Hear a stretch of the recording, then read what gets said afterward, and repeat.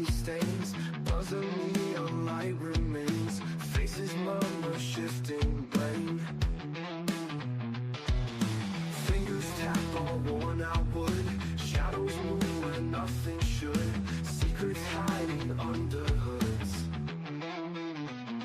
True crime cafe, where the whispers play, where the lies don't fade, where the sinners stay. True crime cafe, nothing's black or white, just a bloody fight on the flickering light. Cops and questions, mouths shut tight, truths and ghosts in the middle of the night. Everyone's guilty, nobody's right. Shattered glass on the floor like stars, a world of bruises and broken scars, justice choking in a smoky bar. True crime cafe, where the whispers play, where the lies don't fade, where the sinners stay. True crime cafe, nothing's black or white, just a bloody fight on the flickering light.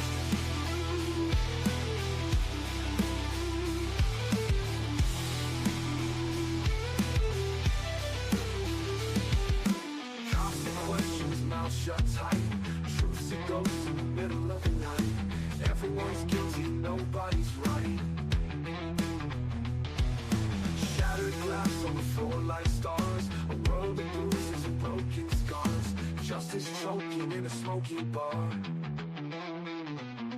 True crime cafe, where the whispers play, where the lies don't fade, where the sinners stay. True crime cafe, nothing's black or white, just a bloody fight on the flickering light.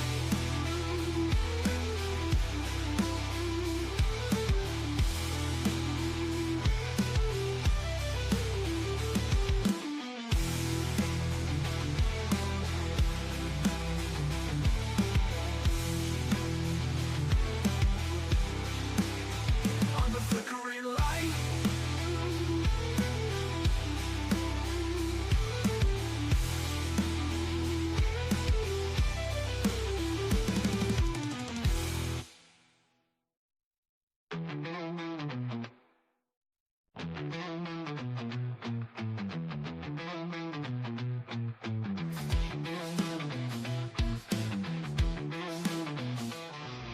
Sticky floors, coffee stains, buzzer neon light remains, faces murmur, shifting blame. Fingers tap all worn out wood, shadows move where nothing should, secrets hiding under hoods. True crime cafe, where the whispers play, where the lies don't fade, where the sinners stay. True crime cafe, nothing's black or white, just a bloody fight on the flickering light. Cops and questions, mouths shut tight, truths and ghosts in the middle of the night. Everyone's guilty, nobody's right. Shattered glass on the floor like stars, a world of bruises and broken scars, justice choking in a smoky bar. True crime cafe, where the whispers play, where the lies don't fade, where the sinners stay. True crime cafe, nothing's black or white, just a bloody fight on the flickering light.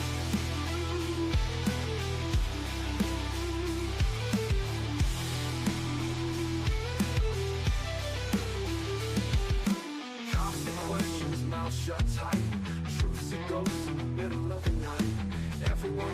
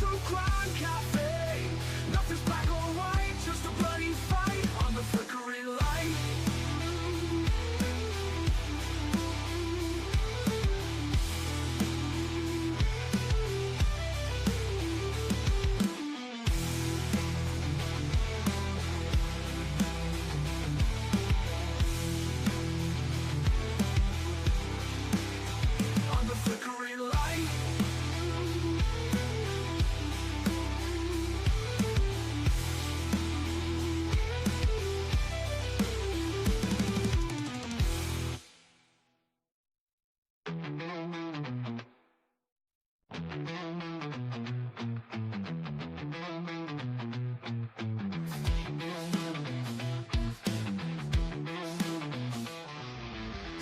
floors, coffee stains, buzzer neon light remains. Faces murmur, shifting blame. Fingers tap all worn out.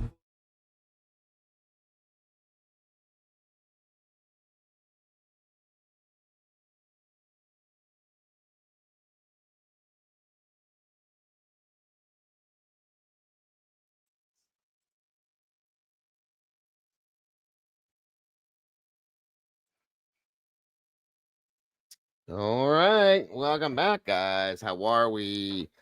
We are open for business once again after our little break, guys. And it's a little bit more exciting than I thought it was going to be tonight.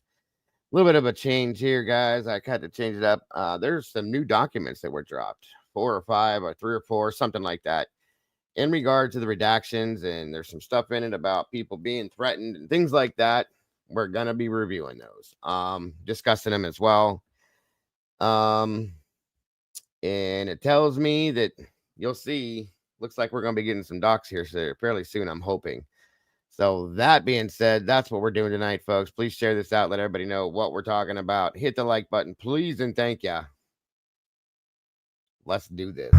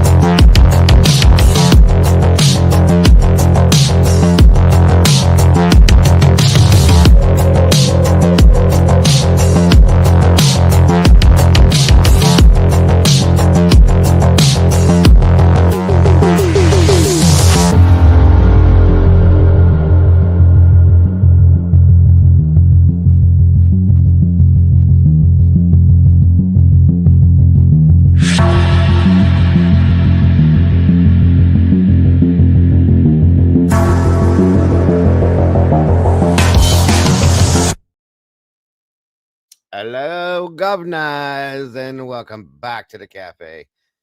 We are, like I said, once again open for business. Another late night with Dago tonight. Grateful to be back with all you amazing peeps. And yeah, y'all. Got a bit of a surprise. I was hanging with the mods talking about stuff. Mama Bear went and looked at something and said, "Hey, there's new documents." We all jumped into action like there was a house fire or something, and loaded in, and here we are. So thank you to my mods for joining me tonight as well. Got to bring you the info when we can bring you the info for sure. Tomboy was reading through a little bit of them. There's some things in there about some peeps being threatened and reasonings behind what. Miss Meg dropped them in there too. Yes, thank you, Meg, so very much. She's a mega star, folks. Let's see who we got real quick. Miss Tandy back in the house. Hope Norris, good to see you. Joey Agrella. And the lovely Miss Bianca. Welcome to you. I was sent those and I was staring at my sorry, Meg. We were sitting in the mod chat talking about it and all that fun stuff. So Mama Bear just happened to see it. So thank you so much, Meg. Yeah, we don't have any of the unsealed documents yet, folks, but it talks about them being sealed or unsealed and all that. It explains that, but it's new documents, which says, based on what we're going to read through, the way I read it, or the way Tomboy read it to us, I should say, when we were sitting there, as I'm going to read to you, it sounds like they should be coming, hopefully, I pray to God, not too far out. SRBB's in the house. Mr. Jane, Doc, welcome back. Canadian Cat Lady, always happy to see ya. You're fine, Meg. Don't worry about that, hon. Cat K, good to see ya. Randy Fur, Tony DeWong, welcome back to you, my friend. Let's see. Colder Covered, great to see you tonight. Hope Norris, great to have you back in the house. It's cold out here tonight, guys. C-Jag, welcome back to you. Let's see. Miss Rowena, welcome back. Wonderful to see you, Norris. Lisa Winchester, welcome. Good to see you tonight. Michelle F., welcome back to you. Of course, Miss Tandy. Tomboy's popping around here somewhere, I hope. Moonlit Baby, good to see you. The Double B, welcome back, Beach Babe. Good to see you as well. I haven't seen Miss Brandy in a while. Miss Barbara, hello and welcome. Good to see you. Thank you for joining us. Princess Griftus, good to see you tonight as well.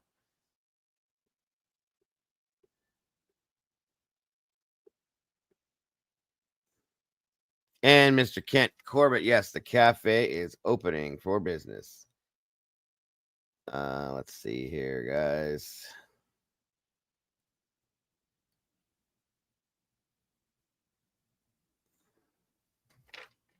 I need to get an open sign or something to put up here when we're open and have it on. When we're closed, we're not. I'm sure I'll figure that out, a way to do it. Joanne, wonderful to see you, dear. Thank you for joining us. Welcome back to all the amazing meatballs in the house. Raquel well, James Moen, 300 laps. Great to see you tonight as well.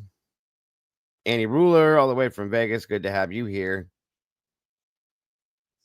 Oh, yeah, Meg. Listen, in there, you never have to worry about it. There's always kids yelling and screaming in the background. We always just do what we do. You're more than welcome, please, and thank you. We'd love to have you in there. Jilly Bean, good to see you. Rach Stitches is back in the house too. Enjoy that, my friend. I don't. I need something, but I don't. Cat lady, you're right. I think I got everybody that's here so far. If I didn't, I will catch up with you. I promise. Dog Day, LMAO. Gotcha. Yeah, me too, Annie. I wish he would pop in here for this. I'm sure he would enjoy it.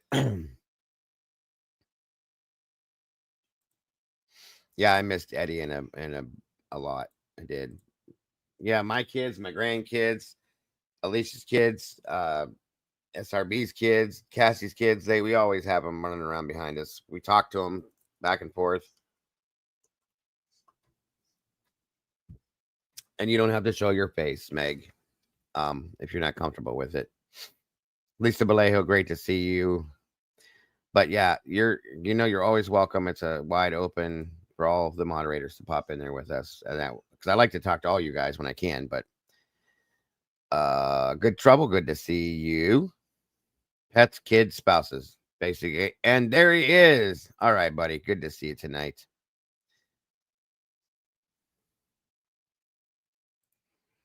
Yeah, I'm usually me or nobody else turns their cameras on either. Mama Bear will sometimes. Tomboy does all the time.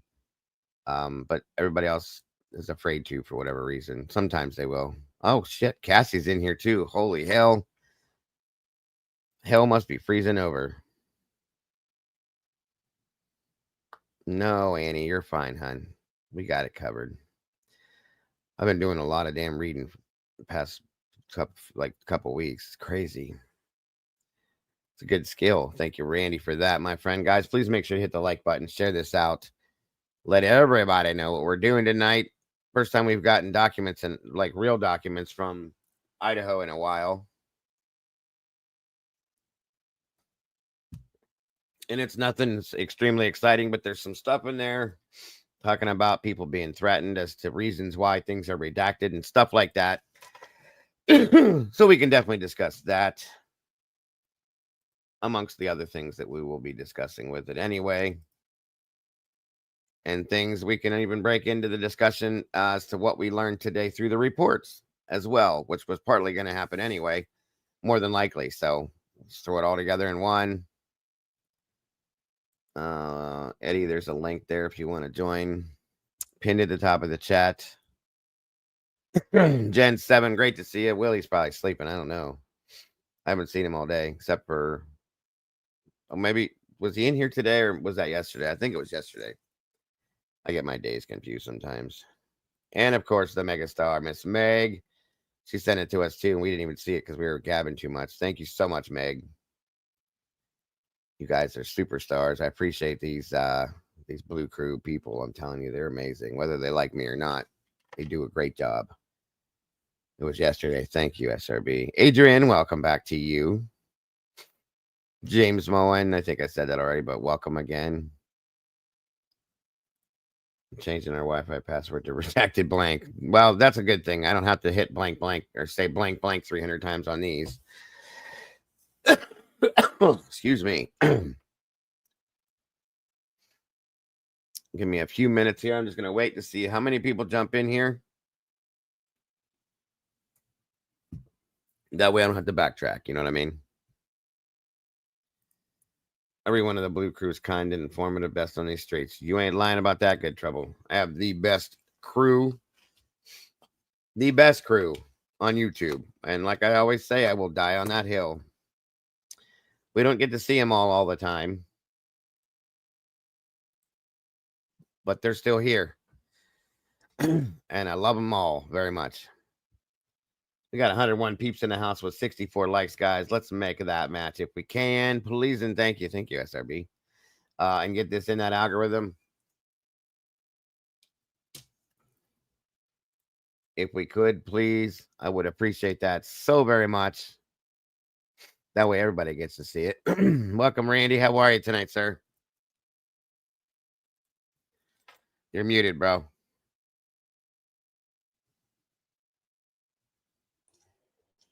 Now you're not. Now. Yes, I can. Can you hear me now? Yes, I can hear you now. Oh my God. Good. I never can trust this particular laptop, but hey, good to see you, my friend. You as well. How have you been?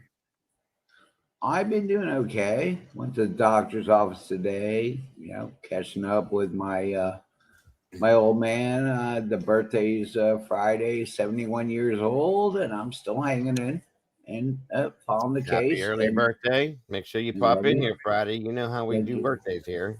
I know. You can play me a song. You absolutely, I will. I will, sir. I do it with everybody that I know. You do. God, look at me. I look dark. I look like some kind of strange human being. Okay, I can still see you. Thank you for joining us. Okay, wait a minute. Get some light on here. See. I love your channel, Dega. And I love you for loving my channel, Randy. Appreciate that. Oh, man. You've always been so nice. There we go. Oh, you got a little light there. Now we can see you. Welcome, Eddie. How are you tonight, sir?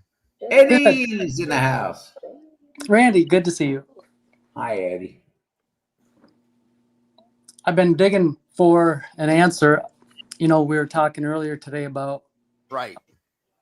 I figured you would be. Where were we looking for that information about JD? The phone, the discrepancy between he had multiple phone calls or he had a 17-minute phone call? 17-minute phone call with Kaylee. Yeah, we were looking at the fact that there was a 17-minute phone call from 2:26 on 17 minutes.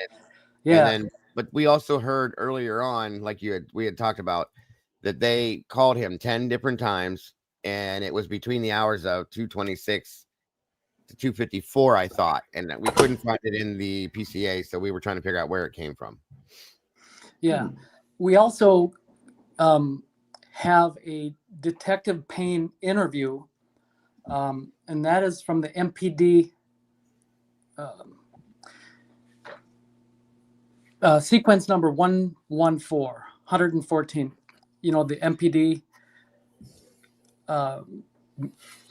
material that they released. Mm-hmm. Gotcha. Okay. Did you ever go over those? I don't remember, Eddie, because I've covered so much I can't remember right now. Okay. I have it pulled up here. It's a 2-page. What was it covering, Eddie? Well, JD talks about the missed phone calls from Kaylee and Maddie in this interview. And again, this is sequence number 114, the Detective Payne interview.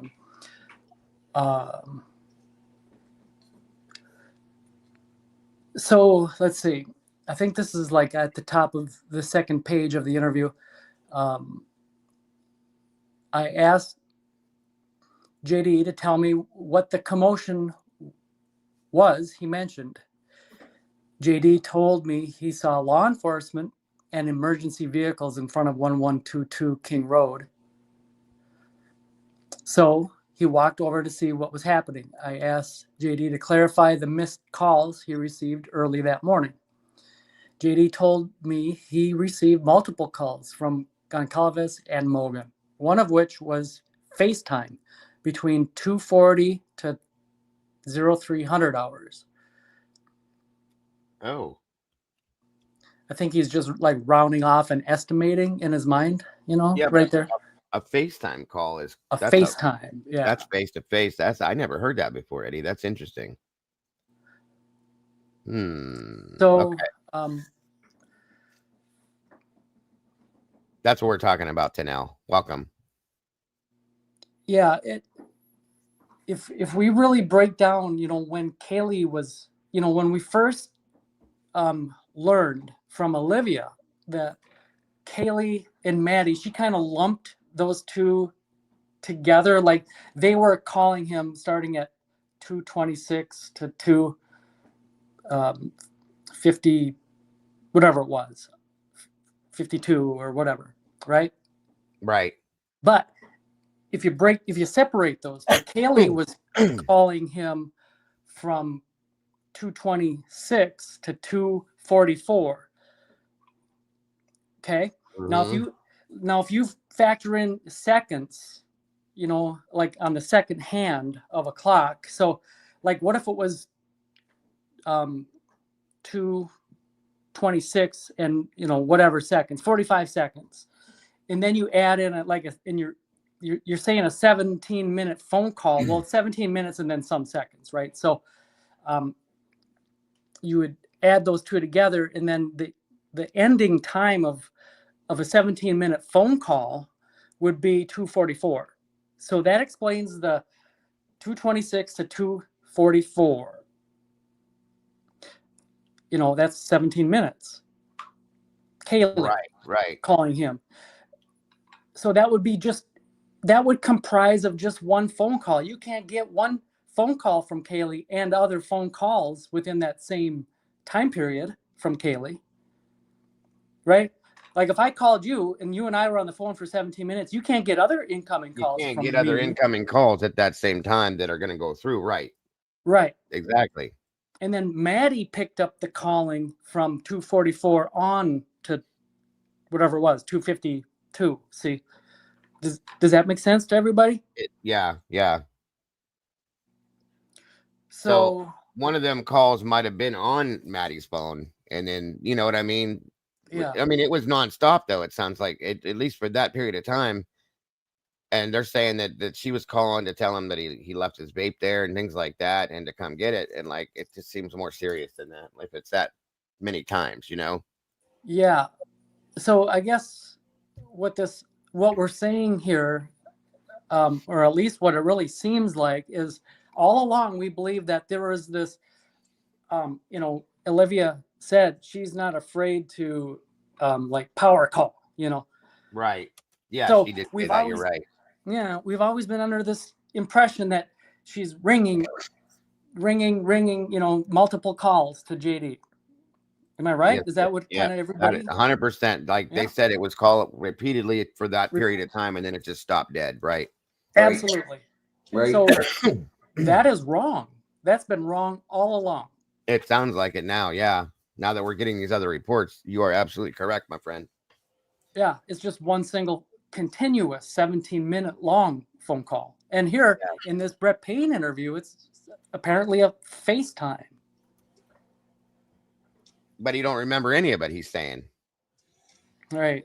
And that's hard to believe, especially if it's a FaceTime call. He said in his report, his statement was that he thought maybe he heard an alarm go off and hit the button on the side or something.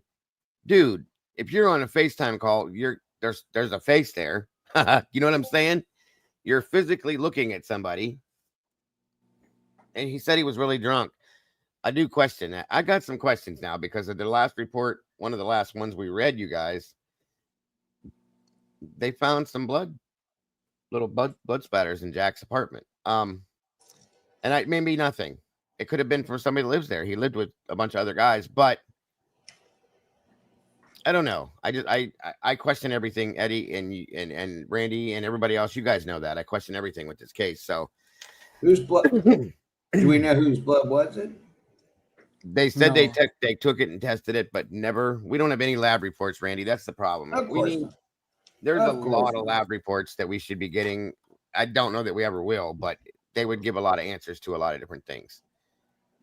And I do, Joanne, I do remember WSU mom Kim had told me at first it was in confidence, and then it came out way later that she had issues with Jack Decor himself and certain things that he lied about with his alibi that night. And she showed it to me, folks, and it was like, okay.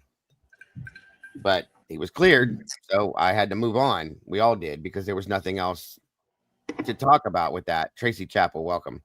So at that point, we didn't, but I've always been questionable. I'll just say that, because in the reports we've read, Jack had a very hard time dealing with the breakup.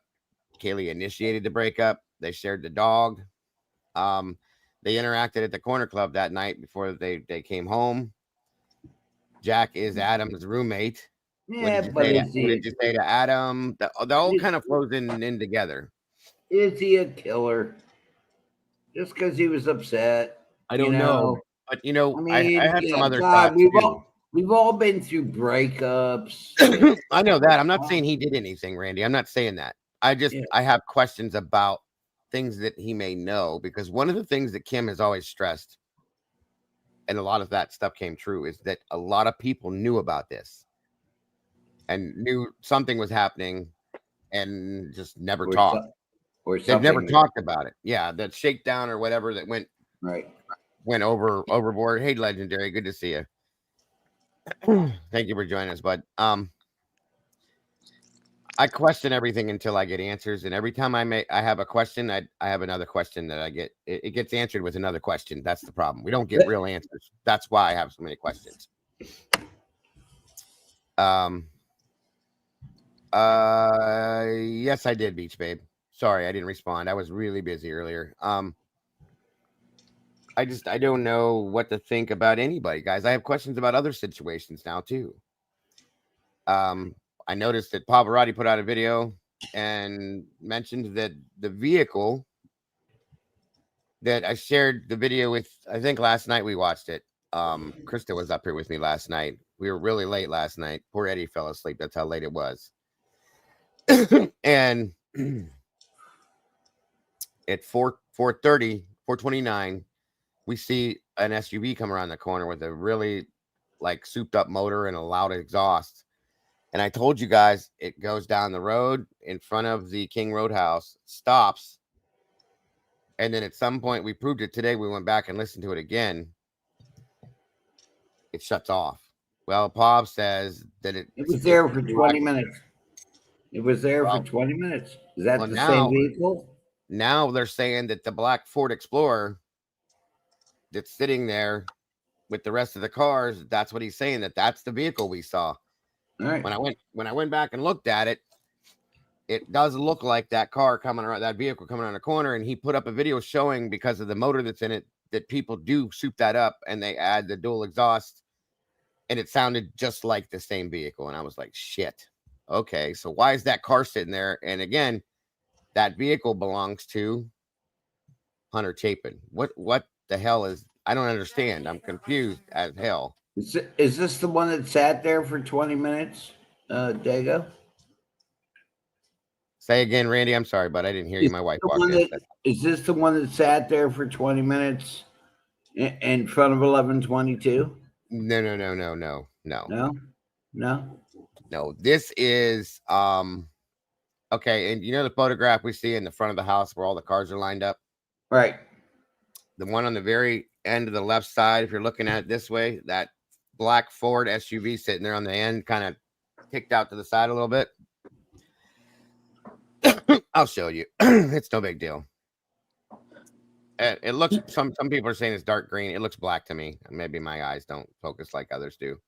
So he established pretty much that the vehicle, you know, the dark SUV with the loud exhaust, you never see the taillights in the reflection of the house at the bottom of the hill. Right. You know, the duplex where JD and the other house up there. Yeah. The Adam, other house where all them the lights show up in the windows all the time for the cars that turn there. Exactly. Black or dark. So if he established that it never, see, if you get all the way up to the 500 Queen Road apartments, you'd plateau off and you level off, because otherwise up to that point it's very steep. So the back end of your vehicle would be pointing low, you know, because you're going up a steep incline.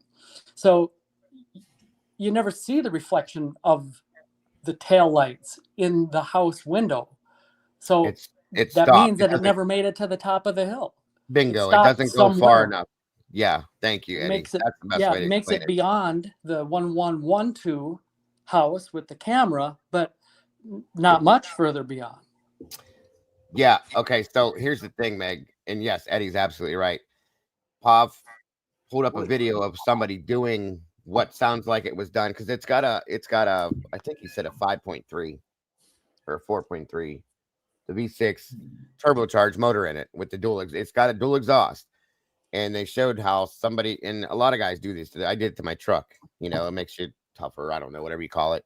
Anyway, so they put, it's got dual exhaust. They pull off the dual converters and they put straight pipes on it, and it gives it, and have the duals running on the back, and it gives it that grumbly, okay. And when he put that video up and they showed somebody doing the same thing to it, it sounded identical, Meg. To me, at least, it did. So I was really kind of like, wow, okay. Definitely impressed with that. That was wild. It's not the Avalanche, no, Tonka. It's an actual SUV. You can tell it's an SUV. There's no bed on it. You know what I mean? Is this the black SUV that Eden saw? All we don't know. I mean, that's a good question, Randy, because that made me wonder, because he said it was Enan's statement was he saw a black SUV. It was all souped up. Well, right. And that's souped up. You know what I'm saying? That's the way I describe that sound, and the motor is soupy. So, but that car now sat in front of 1122 for like 20 minutes. No, this SUV sat there for 5 days with the rest of the cars before they towed it. Okay. So we're probably talking about different cars. Thank you, SRB. Yeah, I don't. Right. I know what I think I know what you're talking about. Welcome, Wellington. Good to see you. Yeah, 100% different situations. And what my question with that situation is, if that's correct, because we were told before, and this was no documentation, folks, but I think it was just word of mouth, hearsay, which is a lot of what we heard. But I think it became true that the red Jeep belonged to, that Ethan and Hunter shared that Jeep, and Maisie drove that black Ford Explorer. Okay. Then it came back today that Explorer belongs to Hunter. Ethan's Jeep doesn't look like it had moved in a month. Okay. Yeah. Something might have been wrong. It was broke down, or he just wasn't driving it. Whatever it is, but it's clearly an SUV. There's no truck bed on it. It's just rounded. I thought it was a Jeep at first because it looked square, but as I looked at it again, slowed it down, it's got a rounded back end, and it does match up with what he was saying, that it's an SUV, black, green, whatever color it is. It looks black to me, but you know about the green truck caught the next day for those people. It's a dark green truck. Do you know what I'm talking about? I don't. I'm You haven't lost. heard any of that? Oh, God. could one of the mods, if you can, pull up that picture of the front of the house that has all the cars in front of it and send it to me real fast so I can pull it up just as a reference real quick? Because I think people get confused sometimes when I don't show some things, and I don't want anybody confused is what I'm talking about. But yeah, and it was interesting. The only reason why this is wild to me is like that car or that SUV, if that's true, which it seems to be, okay. That shows up at 4:30. These murders happened before 4:30. Okay. What happened? What's going on with this? That's what I'm confused on. Okay. He said the N word. He said the N-word. That is Ethan's brother, which I'm not saying he had anything to do with this. Don't take that way at all. What I'm saying is it's 4:30. He pulls in. You hear him slow down, idle, pull in. Sounds like he may have pulled over more or something. Murphy's in the back, I believe, up on that back deck, barking his brains out. You can hear when somebody shows up at your house, like my dogs do it. Your dogs bark like crazy, okay? And he's already outside barking to begin with for 40 minutes. What's the deal with this situation if that's true? I don't understand that one. You know, all along, we were always assuming and buying into the notion that, you know, that Chapin vehicle, the black one, the Ford that's parked nearest King Road, because it didn't have any other parking spots available. So it's kind of like way out there towards the street. It's way out at the end, right? Yeah, he drove that morning. He was notified and he arrived that morning. That explains his vehicle.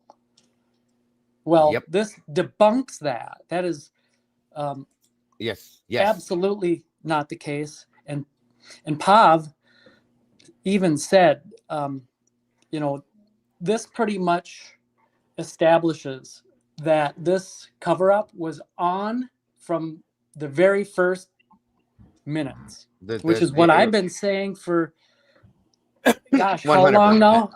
Forever. Yeah, almost from the beginning. Yeah. Somehow that just is the only thing that it can be. This thing was on immediately. And nobody. Yeah. Bingo, Eddie.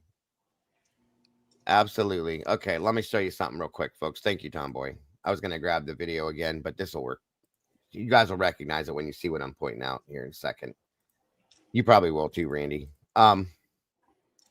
But Eddie's right, folks. Eddie's right. Okay, so these are all the vehicles that were there all night, the whole time. Xana's Honda. This is Kaylee's Range Rover. This is Maddie's Cruise. There's Ethan's Jeep that never moved.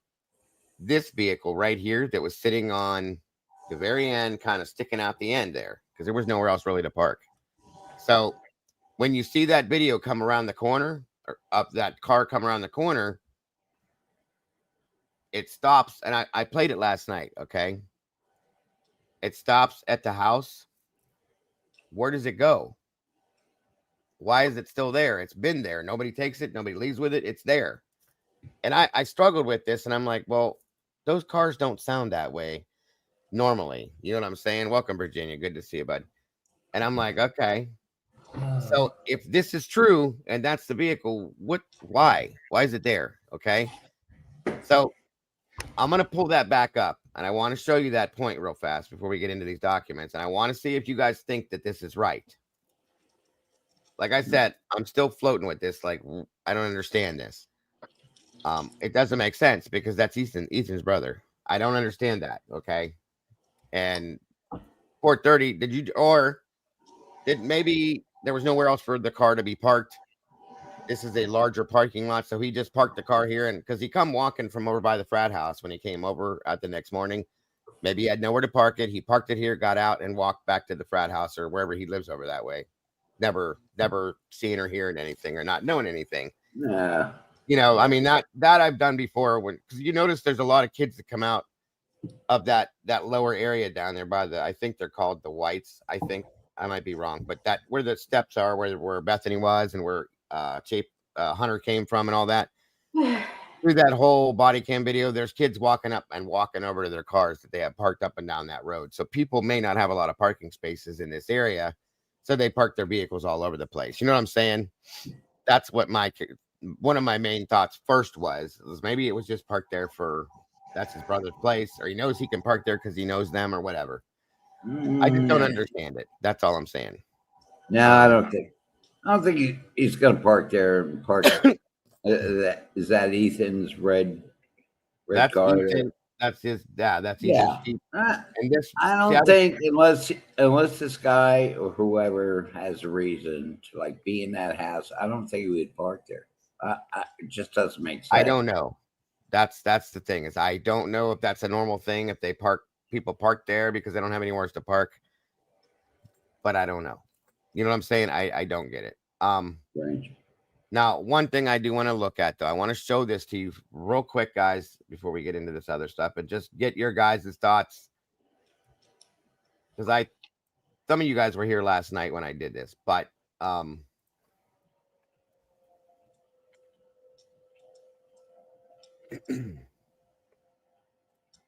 give me a quick second.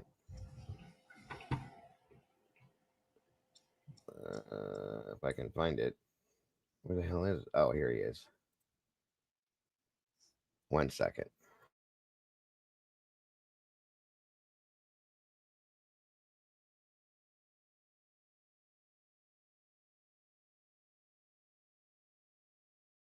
And I had never seen this before either until this video came out. And it's on the slowed down that we watched late last night, the slowed down 11/12 video. And we're not going to watch the whole thing. I'm just going to take it straight to 4:30 or 4:29. Hold on here.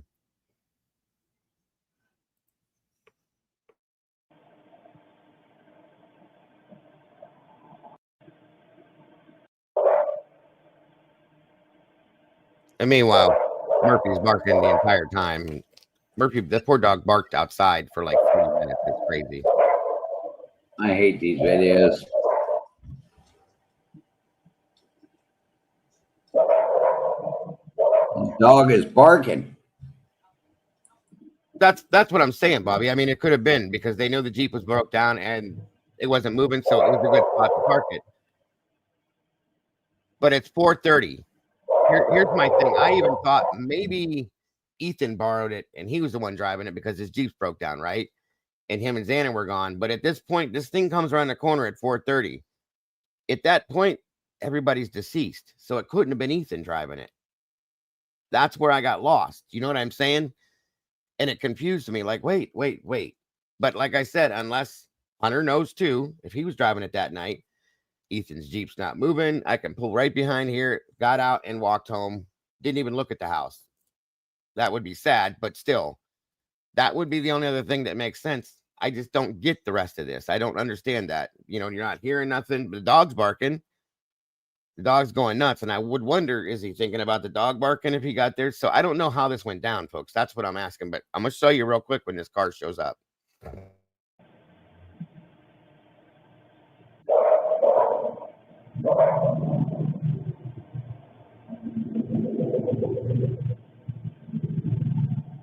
Here it comes. You can hear it now.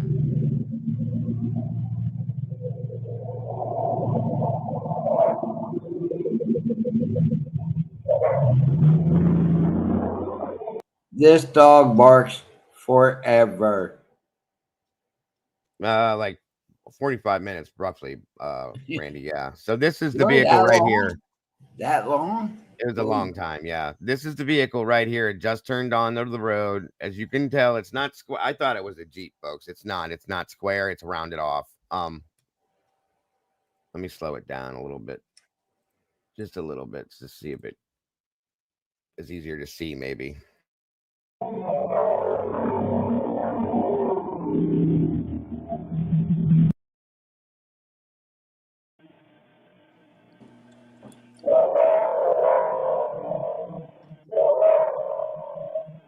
Oh, goodness gracious. That's what I'm saying, Hemisphere. That's what I didn't know. Like, how do we know that? that it was Hunter driving it. That's one of the biggest things I'm trying to be sure of. Yeah, it's a Cali. Everybody in the neighborhood should have heard this dog barking for 45 minutes.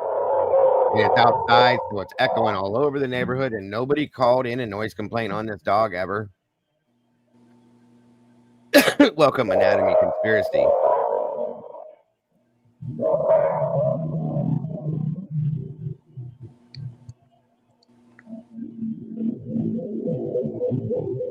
Nope, it's not a truck. It's definitely an SUV, guys, because there's no bed. It's rounded all the way around the back.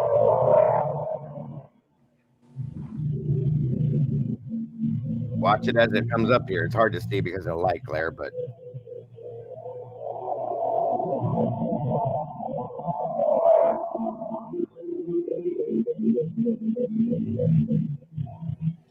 We have 4 dogs. We would never let dogs bark for 45 minutes without something happening. it's definitely an SUV. Now, the thing that caught me the other night when the first time I watched this is if you listen to the sound, okay, I know quite a bit about cars to know enough that when the gas is being pushed down to drive it, to move it, you'll hear it, okay? But when it stops and it's idling, then it shuts off. You hear it go dead. There's no sound. And like Eddie said, it doesn't get to the top of the hill. Otherwise, you'd see the taillights in these windows. It never does. It definitely stops in this area. As it goes past the 1112 house, it slows down. You can hear the idling to the vehicle slow to a stop, and it just sits there. And then it sounds like maybe he positions himself however he parked it, if that's the case, and then it turns off. And then that's it. So I don't know what to think about what the situation is. That's all I'm saying. Who truly Pavarotti's saying that Hunter was driving it. Okay. How he knows, I don't know, but it's definitely there. The car's there. If that's the right one, he pulled up a video and he showed how this car, he told the whole specs on the car and everything. And I was like, wow, okay. I don't know.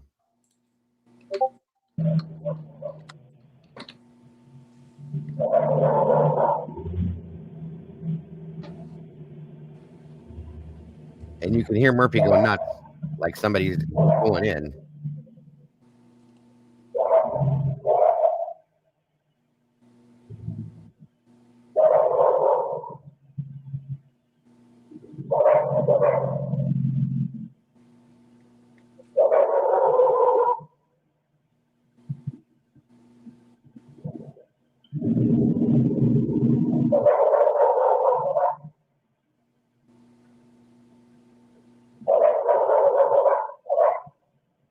Did you hear how the dog starts to go crazy, like barking a lot more? Yeah, I agree with you. Poor Murphy.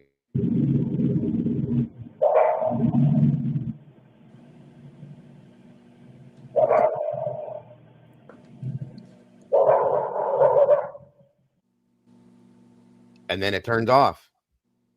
That's it. So it's wild to me, folks. I don't understand it. I don't get it. So the sad thing is, let me say this. If it is Hunter, he parks there and then walks back to his place for whatever he was doing. With everything that just happened, that's so sad to me.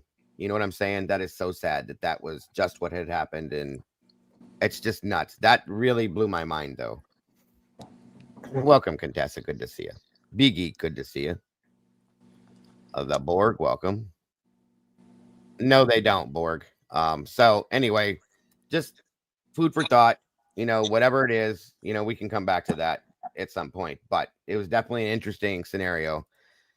Moving on to why we're here, truly. Let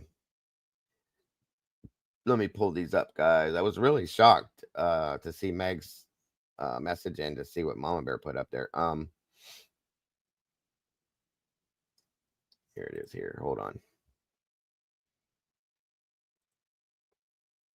Because I checked this, like, I guess with hope every day, a couple times a day. I even show you guys the whole thing. 1, 2, 3, brand new, and they're all in regards to the documents being unsealed, so on and so forth. I'll start with number 1, and we'll read through it. I'm sure you guys are tired of hearing me read, but what's up, K-Dip? Good to see you tonight.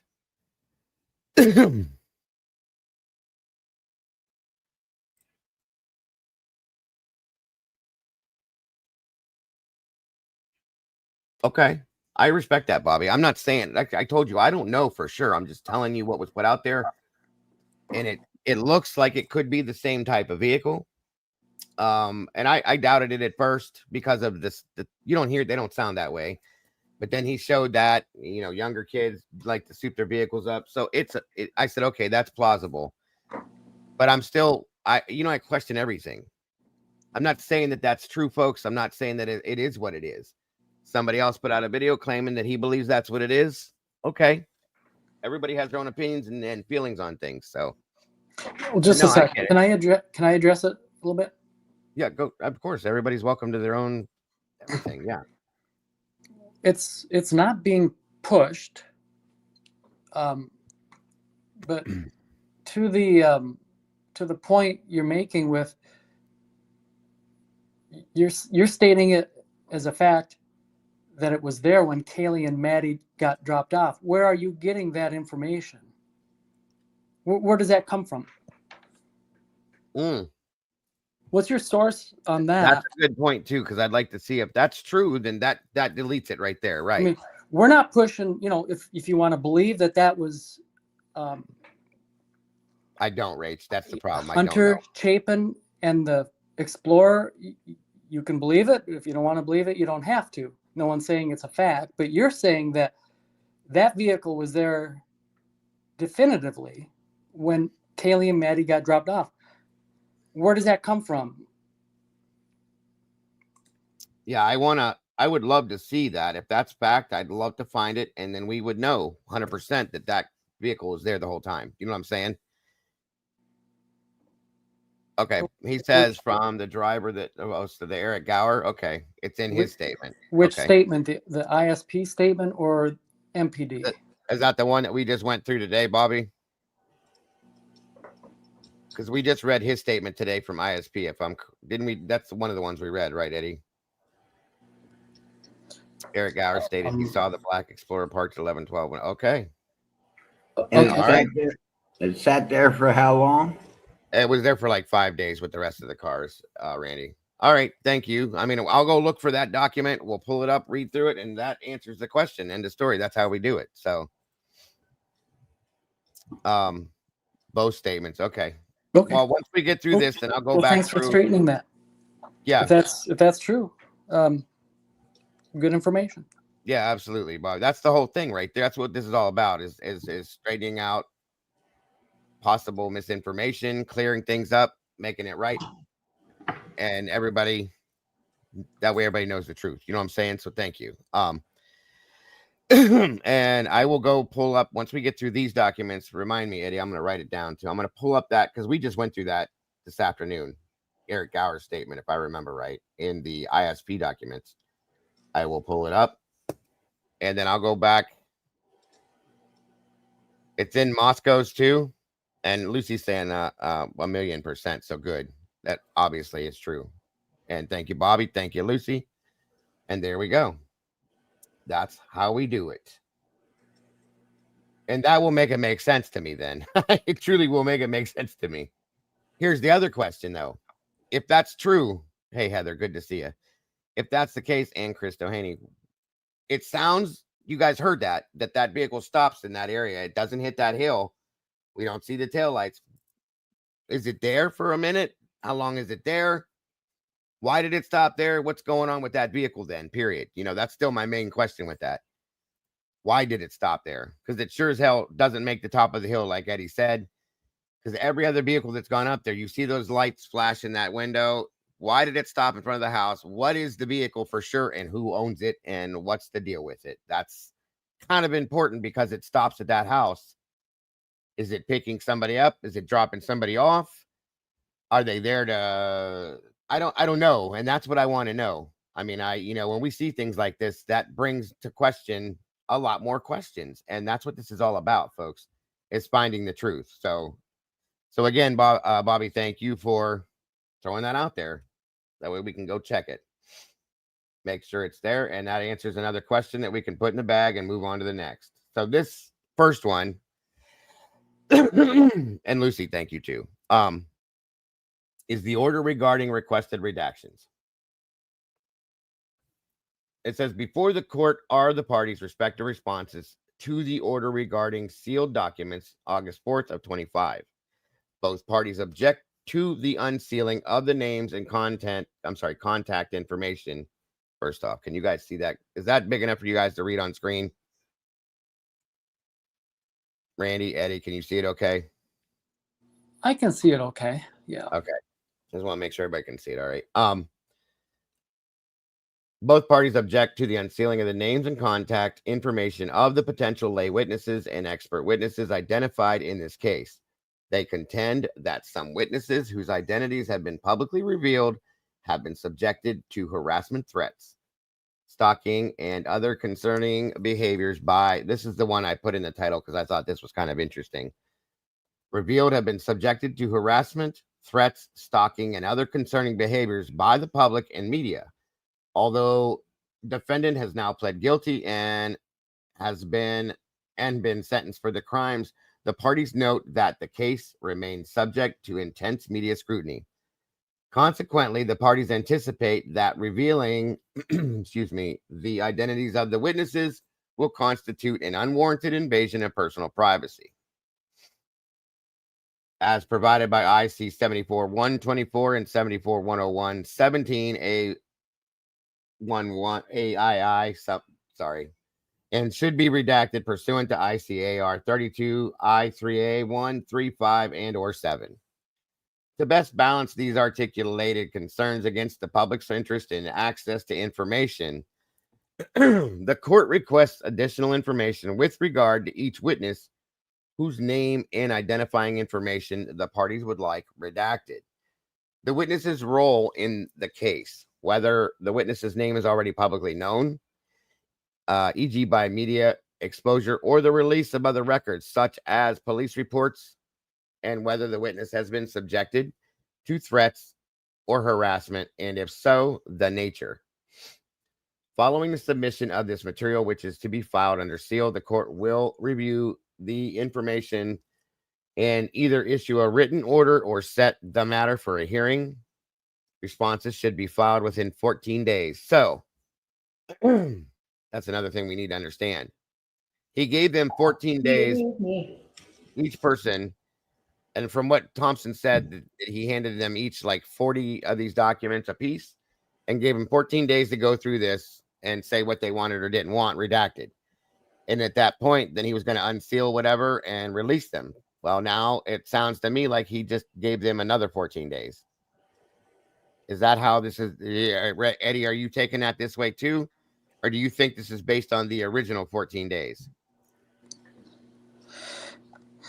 Good question. I'm not sure. Hey, Dago. Yes, sir. I'm going to back off a panel if you don't mind. I got to take care of some dog things and shit going on. No, of course. I appreciate you joining us, Randy. Do what you got to do, sir. All right, man. I appreciate it. Being on panel, bring somebody else up who might help. Anytime, every time, my friend. I'll be following. As soon as I take care of dogs, I'll be in chat. No Love problem. You, Thank you. Sir. You too. Thank you. All right, Randy. See you later. So, Rach said in her opinion, it's an additional. That's what I thought too. I just want to be sure because it doesn't really clarify. Because he initially gave them 14. Okay, so I'm guessing it's another 14 days. We're gonna have to wait. So we got another 2 weeks. This is just an opinion because I don't know for a fact. We got another 2 weeks, and then I'm hoping that we start to see some things flow from this side of things with these unsealed documents. Now, don't get excited, folks, because I don't expect that we're going to see a whole lot, okay, because of certain things in the documents, like explaining here. And if anybody didn't understand that, it is the way, you know, how these docs are written. Okay. Anybody that is a witness, from my understanding, if I read this correctly, we're not going to know who that is because, you know, they're protecting those names because of harassment, threats, stalking, and other concerning behaviors. It says that's not going to come out. So, and that's kind of important and would give us a lot of answers to some of these questions with these things. So we're not going to see that. And that's going to kind of be disappointing. But at the same time, it's understandable that these people are protecting themselves, and we don't know exactly what these threats. They have said that there's been some pretty bad ones out there. So that's the first one.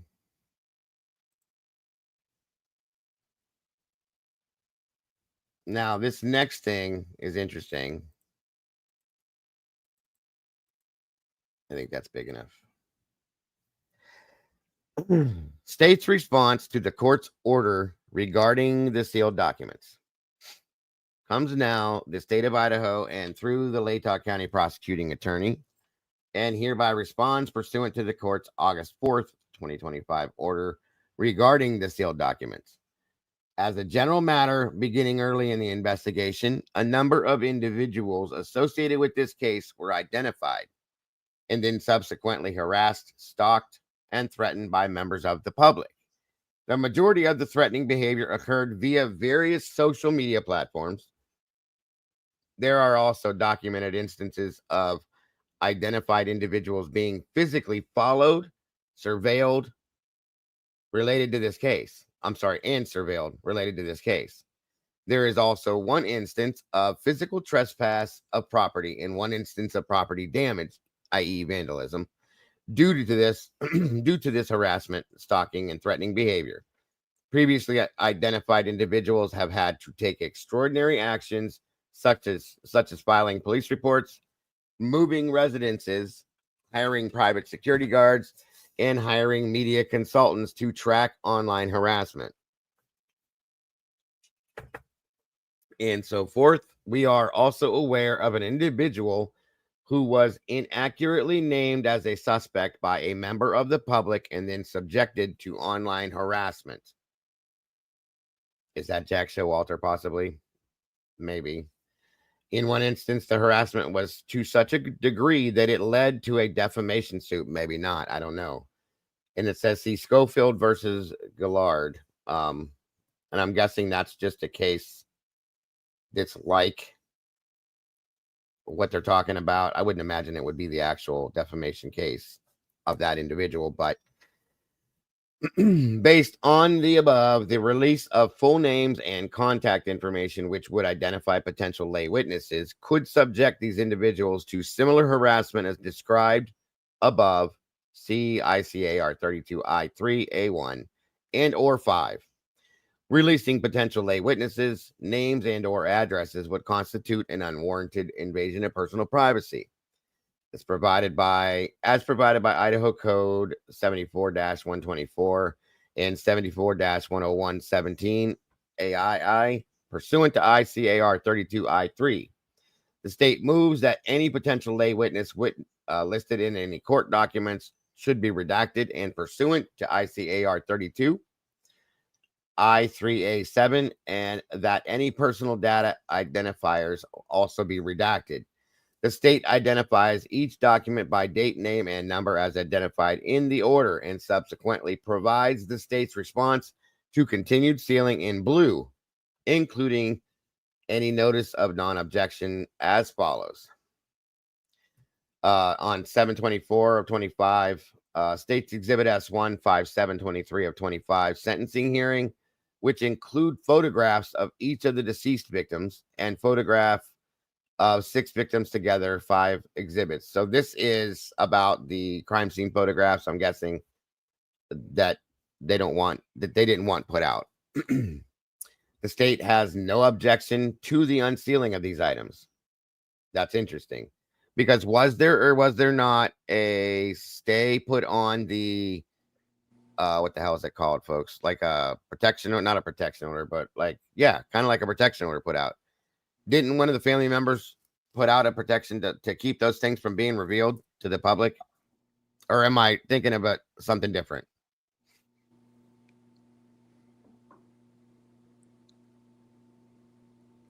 Hopefully someone in chat can help you with that. I'm not quite sure. I know that I believe Maddie's family put out, they put a, I'm probably saying the wrong thing, folks. That's the problem. Like not a protection order, but like like maybe it is a protection order. It was Karen, yeah.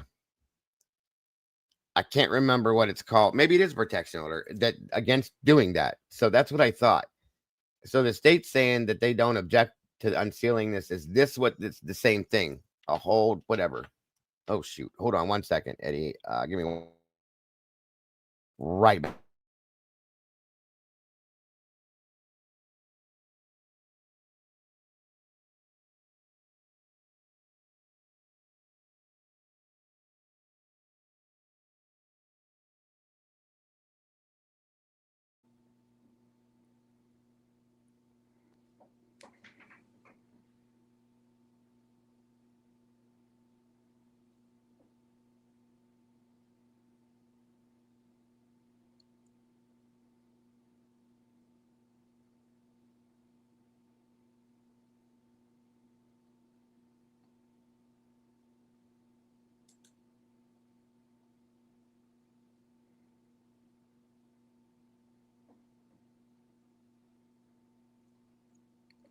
All right, sorry about that. Okay, real quick. Is it yes, okay if I've been restraining looking- order. That's it, Ken. Thank you. Go ahead, bud. Okay. So maybe chat can help us with this. So I've been looking through these MPD reports, and sequence number 113 is Dustin Blaker interviewing EG. Mm-hmm. It is not in this report. It's a very short interview, 2 pages. Nowhere in the report, I poured through it, does it say anything about the types of make and model and color of vehicles in the driveway? Nothing like that. Not Right. a single vehicle. They're not talking about stuff like that in this. So Okay. it was when asked, could you give the source on that information? I'll pull up. It's nice to be accurate. Now I'm not saying that it doesn't exist in the ISP one. I don't recall it saying that in there, but I could be wrong. But I don't, unless it's in a different MPD one. I don't know if there's multiple EG interviews in the MPD ones. But again, this is sequence 113 that I'm looking at right now.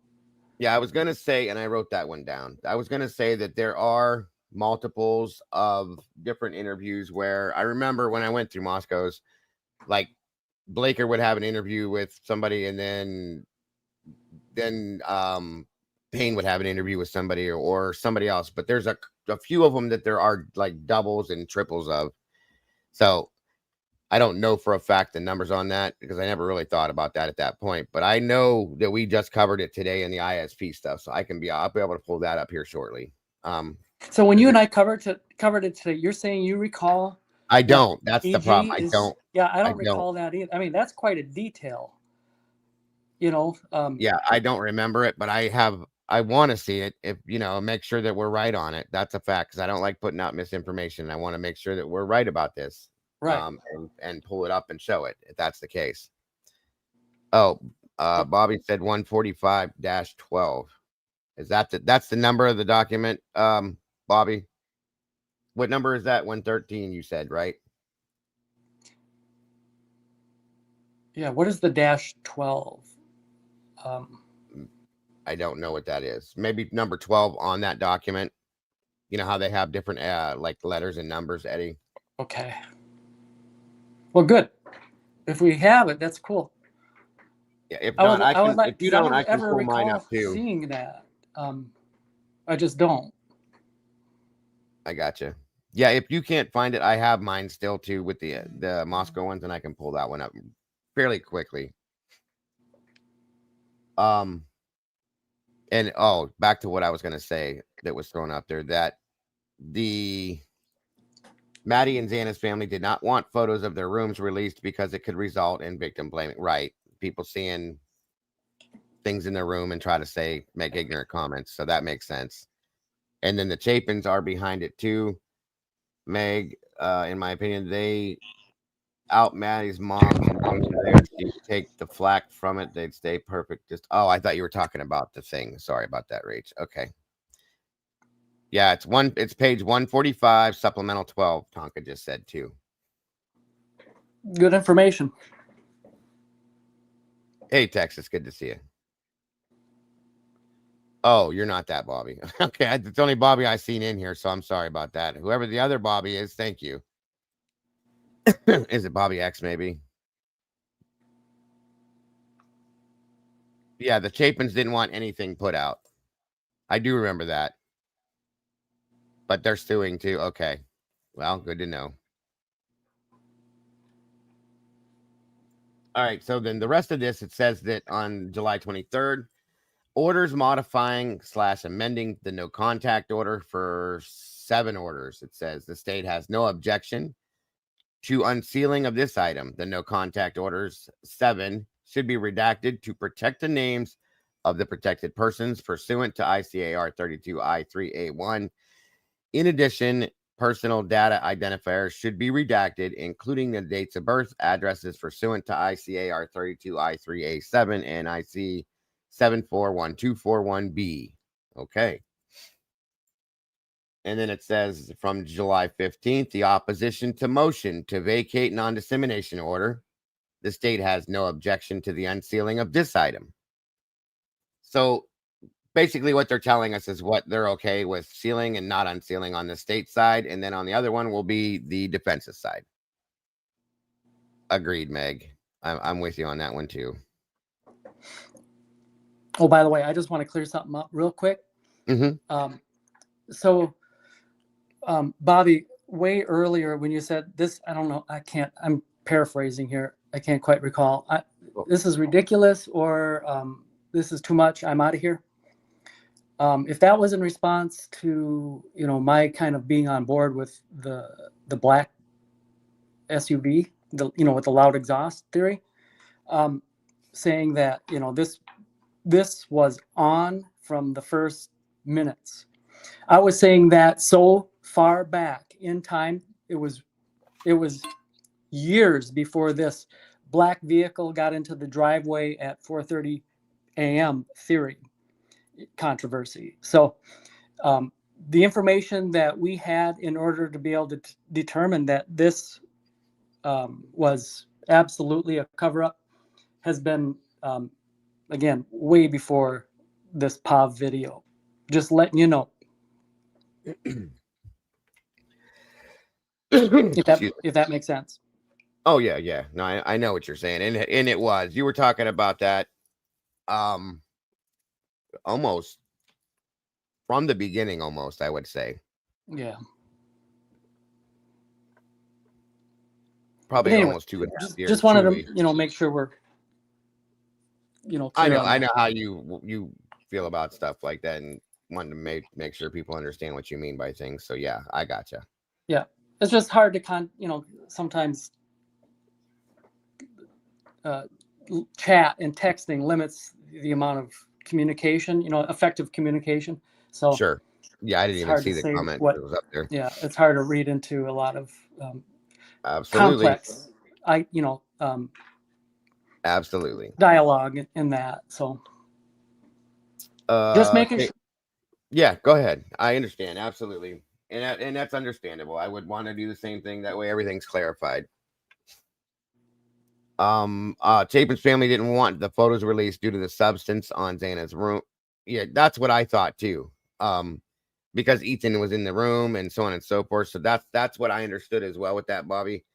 And then Maddie's room due to her mom's criminal record, right? Which makes sense because that was already thrown all over the place way back when, along with Xana's mom too. So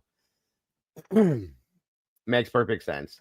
And I can understand people wanting that done. So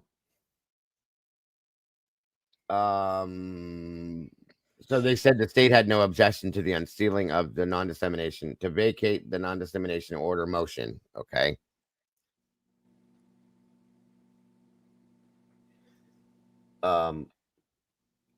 Let's see, the 7/9/25 sealed Exhibit S1 to the state's response to the defendant's 24 supplemental request for discovery. The state, which is the one that came right before the plea hearing, I do believe, folks. The state has no objection to the unsealing of this item, because if you remember, guys, towards the end, everything was being sealed immediately as soon as it came out. Even though Hitler said he wanted everything unsealed, they started sealing everything towards the end there. So, and of course, all the exhibits, those were sealed and all that kind of stuff too. So, just saying. One last bit of house. Yes, sir. Here. Yeah, absolutely, Bobby will do it. I agree. Sometimes I can come off, pushing a theory as fact. And again, I probably said this, a few live streams ago, Dago, where I said, in this case, the trouble we have in this case is that the state has polluted it so much with lies. Not all of it is lies. There's bits and pieces of truth scattered in there. And it is our problem to sort through it all and determine. And how can we do that? It is near impossible. So, yeah, and if I'm ever wrong, I am the first to ensure that I make an effort to check myself and to correct the record on that. But yeah, you're right. Oftentimes I will, because we are in a case where, the truth is being hidden. And if we theorize against what the state is saying, it's like a conspiracy. Yeah. And we're the conspirators. Of course. But in fact, we're, struggling and trying our best to get at the truth. And in that process, we're going to be, wrong a lot of the time. No one is batting 1,000 in this case. None of these content creators, I won't go through and name their names, but the ones that are highly respected and are really in earnest trying their best, they've never been right 1,000, batting 1,000.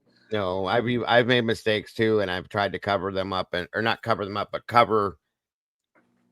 or like fixing that. You know what I'm saying? Like coming out and say, hey, I was wrong about this, I was wrong about that. And I have people that check me within the crew here that are checking me while I'm saying things just to make sure it's right. And if I'm, bringing the right answer, that's why when Bobby said that, good, I want to know so we can find this to make sure it's the right information. So yeah, we try to do that with everything we cover here. So, but yeah, Bobby, and I appreciate that. And no disrespect was, perceived. So, and thank we're you, good. Bobby. Thank you, Bobby, for doing that as well. That's why I like this community and these people, folks. This community of you guys we do these kinds of things right here. There's a lot of other people in other communities that will just say, fuck you, you're dumb, you're wrong, and I'm out, or something like that. You know what I mean? And it's not how to do it, folks. That's not how we do it here. So, Bobby, again, much respect for you doing it that way. And Eddie, thank you for both of you guys. I appreciate that. And that's, like I said, that's why I love this community. Very, very much. I respect both of you because of the way you guys approach that situation. Truly, that way there is no, pen communication. Thank you. And that way there's no clash of the titans or any kind of miscommunication and then anger and all that other bullshit. So, thank you both. So again, the 7/9/25 was the sealed Exhibit S1, the state's response to defendant's 24 supplemental. Like I said, if I'm correct, that request for discovery was right before the plea hearing. I do believe. I think that's when that dropped. And again, the state has no objection to unsealing of this item, but request the following redactions to state's Exhibit S1. So they're gonna okay on the unsealing of it, but they also want certain things to be redacted from it, which I expected.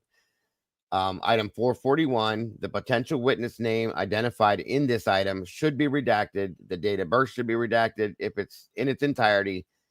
In addition, the audiovisual number should be redacted as this is attorney work product. The date of birth. I wonder why a date of birth would matter. And the witness name. Okay, I guess that would make sense then.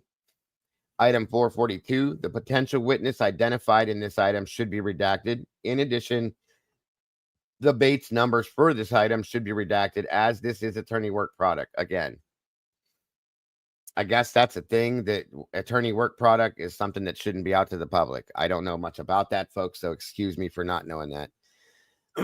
Welcome, Legendary. Good to see you, my friend. Item 444, the potential witness identified in this item should be redacted. So, okay, let me ask a question to everybody, including you, Eddie. What are your thoughts on redacting witnesses? Do you think that's right or fair? I mean, That's wrong. I mean, you got witnesses that are saying they know this, this, and this, right? This is my thought, is what I'm saying. I like your opinion on this too. And if it's pointing to the fact that this man did something that he's guilty of, then I think we should know who you are and why you believe what you believe. This is my opinion. Now, here's the only way I would say that I would agree with that. If it's going to put that person in serious danger, if they're under the age of 18 or something like that, then yeah, I agree with that there. But other than that, if you're going to come out and say, hey, I watched Brian Koberger pull up and walk into that house, who are you? I want to know who you are. Are you credible? And how do I know that you saw that? That's what I'm saying. That's why I think we should know in some senses who that would be. And that's my point, Lucy. There we go. Thank you. That's the point I'm trying to make, because if this went to trial, we would know who that is. Am I wrong? Because they're going to put them on the stand and talk to them, right or wrong. That's right. And every one of them would have been identified. So that's a little strange to me, folks. And that's why I asked that question to begin with. That's way off. Thank you. So what the actual F is going on? Thank you. So if these people are going to be put on the stand as witness testimony, we were going to see the trial. We were going to see John Smith or whoever get up there and testify to what they're saying. Why are we not allowed to see it now? I don't understand that. This is the weirdest shit, I agree with you, that I've ever seen. Or is there a specific reason because of the specific person? That's what I want to know. Because I don't trust anything with this, guys. Anyway, I don't want to drag this, but I just want to point these things out. Because these things are odd to me, not to mention we've already had a lot of oddities with this. What the Idaho is happening. Thank you. So moving on, 7-3 of 25, the sheriff's return concerning witness KSF. Who the hell is KSF? Oh, Kane Francis, maybe? We just talked about that earlier with the mods. That's right. And Kane is the one that owns the Linda Lane apartments to some aspect and brought the video from Linda Lane out initially. Put it out. Welcome, True Seeker. The sheriff's return concerning witness KSF. So we'll return. Is it a warrant return or not a warrant concerning witness KSF? Or was he actually a witness though? I don't know. Maybe not. I don't know. That one I'm gonna have to think on. The state believes this was a defense filing, as the state does not have a record of this filing. The state leaves the unsealing of this item to the court's discretion. Okay. Number 6, from July 2nd of 25, the guilty plea advisory form completed by defendant. They're going to unseal that. Okay, whoop-de-doo. Like I said, folks, the JFK files. The state has no objection to the unsealing of this item. June 27th, the second notice of filing the defendant's additions/objections to the juror questionnaire. Once again, the state has no objection. Whoop-de-doo. June 27th, the sheriff's return concerning witness TAD. No idea who that is. The state believes this was a defense filing, and the state does not have a record of this filing. The state leaves the unsealing again to the court's discretion. No idea who that could be. On the 26th of June, the sealed order on the defendant's offer of proof, the alternate perpetrators, unredacted. And the state notes that a redacted order on the defendant's offer of proof, the state notes that a redacted order on the defendant's offer of proof, alternate perpetrators, was published on 6/26 of 25, which redacted footnotes 2 and 4.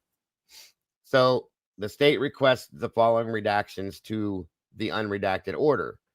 Footnote 2, witnesses' names should be redacted. Footnote 4, witnesses' names should be redacted. So once again, there's going to be nothing with that. That's so they're going to basically leave us the words and the and of and hi. Okay, things that make no sense. True. You know what I mean by that, right? Absolutely. This is ridiculous. Okay. June 25th, sealed Exhibit W to the defendant's 24 supplemental request for discovery. The state requests the following redactions to the defendant's Exhibit W. Item 441. The potential witness's name identified in this item should be redacted. The date of birth should be redacted in its entirety.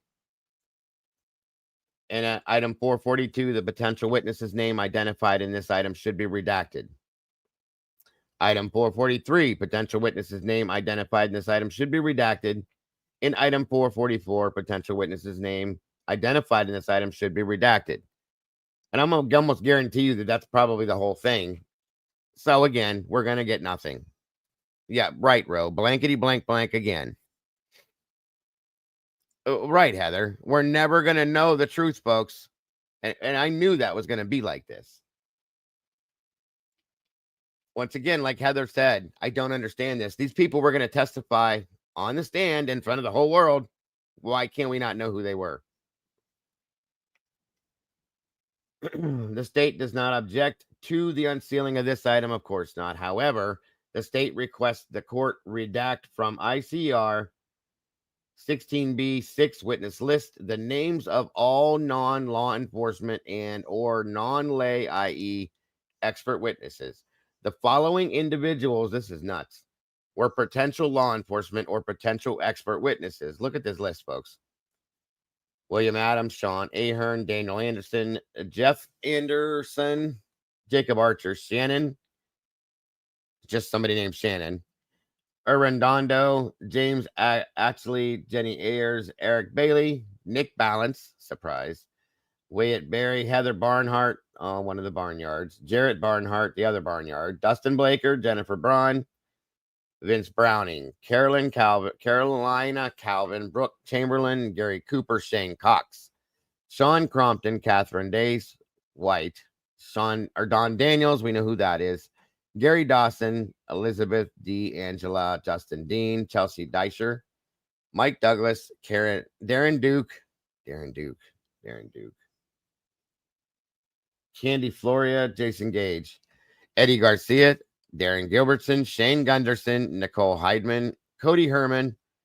These are all detectives over here on the right side. Rob Hilly, Kerry Hogan, Ryan Hoxie, Diana Huffman, Alexandria Imbrali, Anthony ML. They're not all, I guess, at the bottom, unless I don't got those names. Maybe they are. Actually, I think they are, yeah. Anthony ML, Jessica Kelly, Jason Knight, Michael Lang, Roger Lanier, and John Lawrence. State's response to court's order regarding sealed documents. So once again, to understand what that says, I think it's because of certain unnamed content creators that all have, or that have a well-known reputation of showing up at people's front yards. Yeah. Yes. That's probably a good point with that one, Bobby. I agree with that. It says here, the witness list the names of all non-law enforcement and or non-lay, i.e. expert witnesses. The following individuals were potential law enforcement So these people are okay. Okay, we can leave those there, but anybody besides these people, it has to be redacted. That's basically what this is saying, so you guys understand it. The following individuals were potential law enforcement or potential expert witnesses. And there's more. Holy shit. So, Justin, all of these people that are in these lists right here are okay to be in these documents. I'm not going to name these all again, but there's a few in here that we know who they are. Lawrence Mowry, Timothy Mullen, Brian Knoll, Rylan Nolan, Mitch Nunez, Ryan O'Neill, Brett Payne, Maureen Polton, Hugh Powell. These are all law enforcement. And then we have Tim Smallridge, another detective, Corbin Smith, Jeff Small, Tim Snell, law enforcement, Ryan Snyder. I saw Mabbott. Oh, Catherine Mabbott right there. My butt, whatever you say. Jeff Talbot, Tanzola, Trano, Turrentine. These are all officers. Van Leuven, Vargas, Walthall, Warner. These are all Moscow and ISP officers. So those people are okay. Spokane County medical examiner is in there. Yeah, right. I just saw it. Venus Singh right there, right? Yeah. Yep, she's the right. Thank you, Eddie. Jake Schrecky. Like I said, these are all the officers, the medical examiners, these experts. Although I don't see, is he in here? Don't tell me they're going to redact his stuff, because that will piss me off. I didn't say his name, did I? And I can't think of his name right now. I just had it on the tip of my tongue. Cy Ray. I don't see it in here though. I hope that doesn't mean they're redacting his stuff. Yeah, there was how many witnesses, Eddie? Do you remember? There was a lot. I don't remember. And I agree with you. I hope that doesn't mean they're redacting his stuff. Sorry, Ray. That's what I'm talking about, because according to what Lana said, that once they unseal his stuff, that she can do that interview with him. I want to hear what Cy has to say, but I don't see his name on this list as being the okay people. Isn't this the state?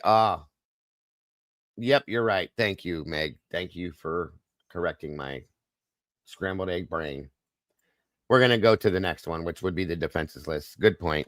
God, I couldn't do this without you guys. I'm telling you. June 18th, court minutes for closed session. Read the motion concerning the alternate perpetrators. The state has no objection to the unsealing of the court minutes regarding the closed session in relation to alternate perpetrators. 1:25:05 p.m. to 1:36:17 p.m. That's it. The state objects to the unsealing of the court minutes from the closed session starting at 1:36:17 to 2:07:44, pursuant to ICAR 32G1 and IC 74124A, as it involves an ongoing investigative proceeding, which they're talking about the leaker investigation.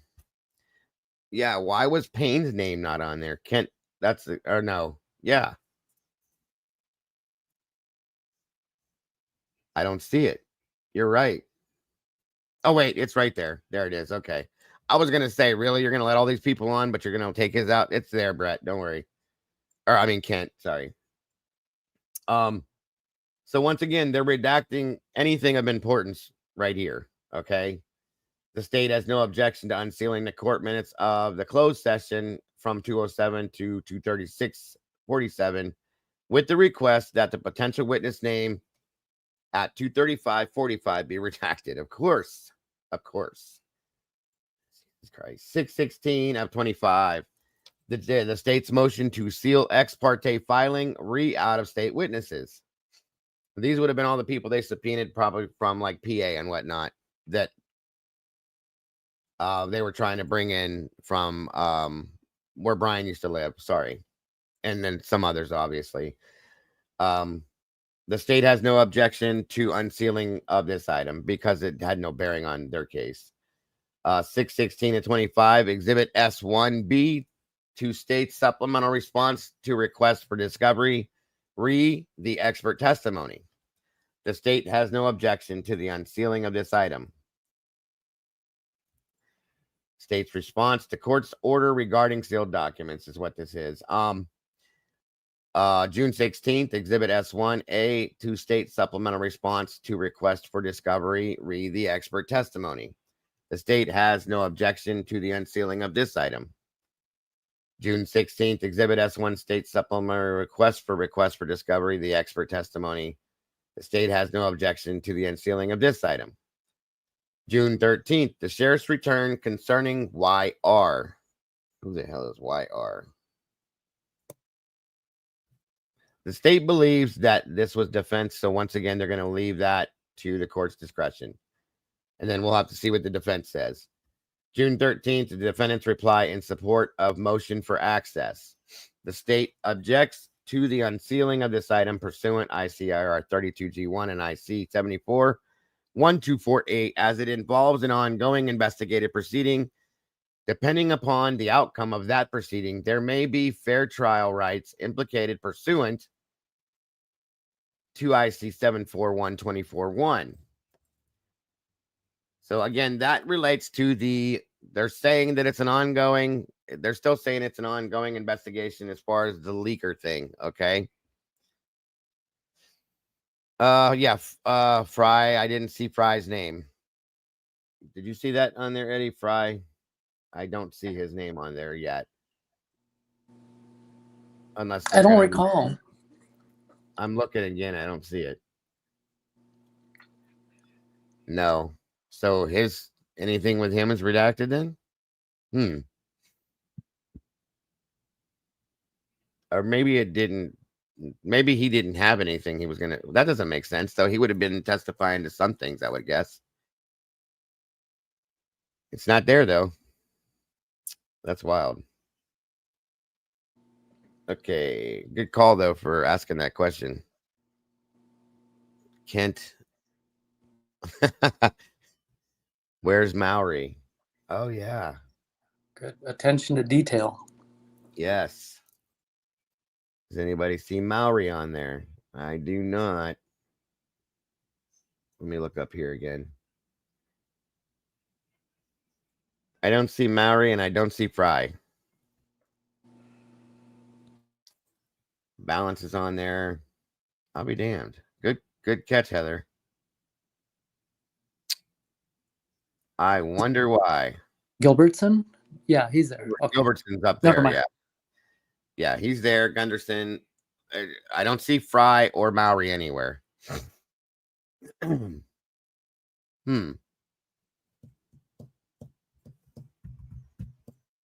Fry. Oh, you see Maury? Where? There's a lot of names. Sorry, guys, and I'm not wearing glasses. So, is he on the second? Oh, wait, there he is, right there. Lawrence Maury. Bingo. Thank you. But no Fry for sure.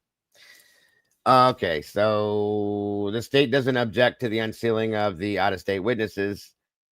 June 16th, Exhibit S1, state supplemental response for request for discovery, read expert testimony. The state, again, has no objection to that.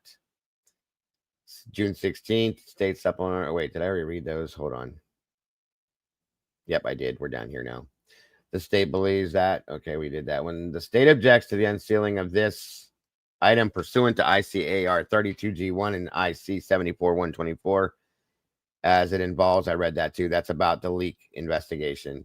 Defendants reply to the state's objection on defendant's offer of proof, the alternate perpetrators, and defendant's evidence in support of the offer of proof, alternate perpetrator. The state does not object to the unsealing of this item so long as the potential witnesses' names are. So they're taking out anything of any importance once again. Okay. That's the only thing of any importance in there that we're going to want to know. Unbelievable. June 12th, state's motion to amend witness list and supplement expert disclosure. The state doesn't object to the unsealing as long as the potential witness's name is redacted. once again, what were they going to do when they put these people on a stand? Not give their name and hide them? Is that what the point was going to be at the trial? And give them a voice box to speak through? I mean, that's the only thing that would make this make any sense. No witness names in Moscow and no stickers on poles. Thank you. What's the matter, Tandy? Yeah, Mowry's up there. Lawrence Mowry. How did Fry escape everything? Didn't he have a son that attends either U of I or Wazoo, and now he works back again somewhere in what? Yeah, he retired, ran for sheriff, lost, which I had a feeling that was going to happen, and now he works as a chief in another part of Washington. I still have questions about that situation, but that's just whatever. Notice of filing, sealed defendant's amended exhibit chart. Of course, they don't object because that has no bearing. The order sealing the state's response to defendant's motion re special investigation. The state does not object to this. I'm surprised.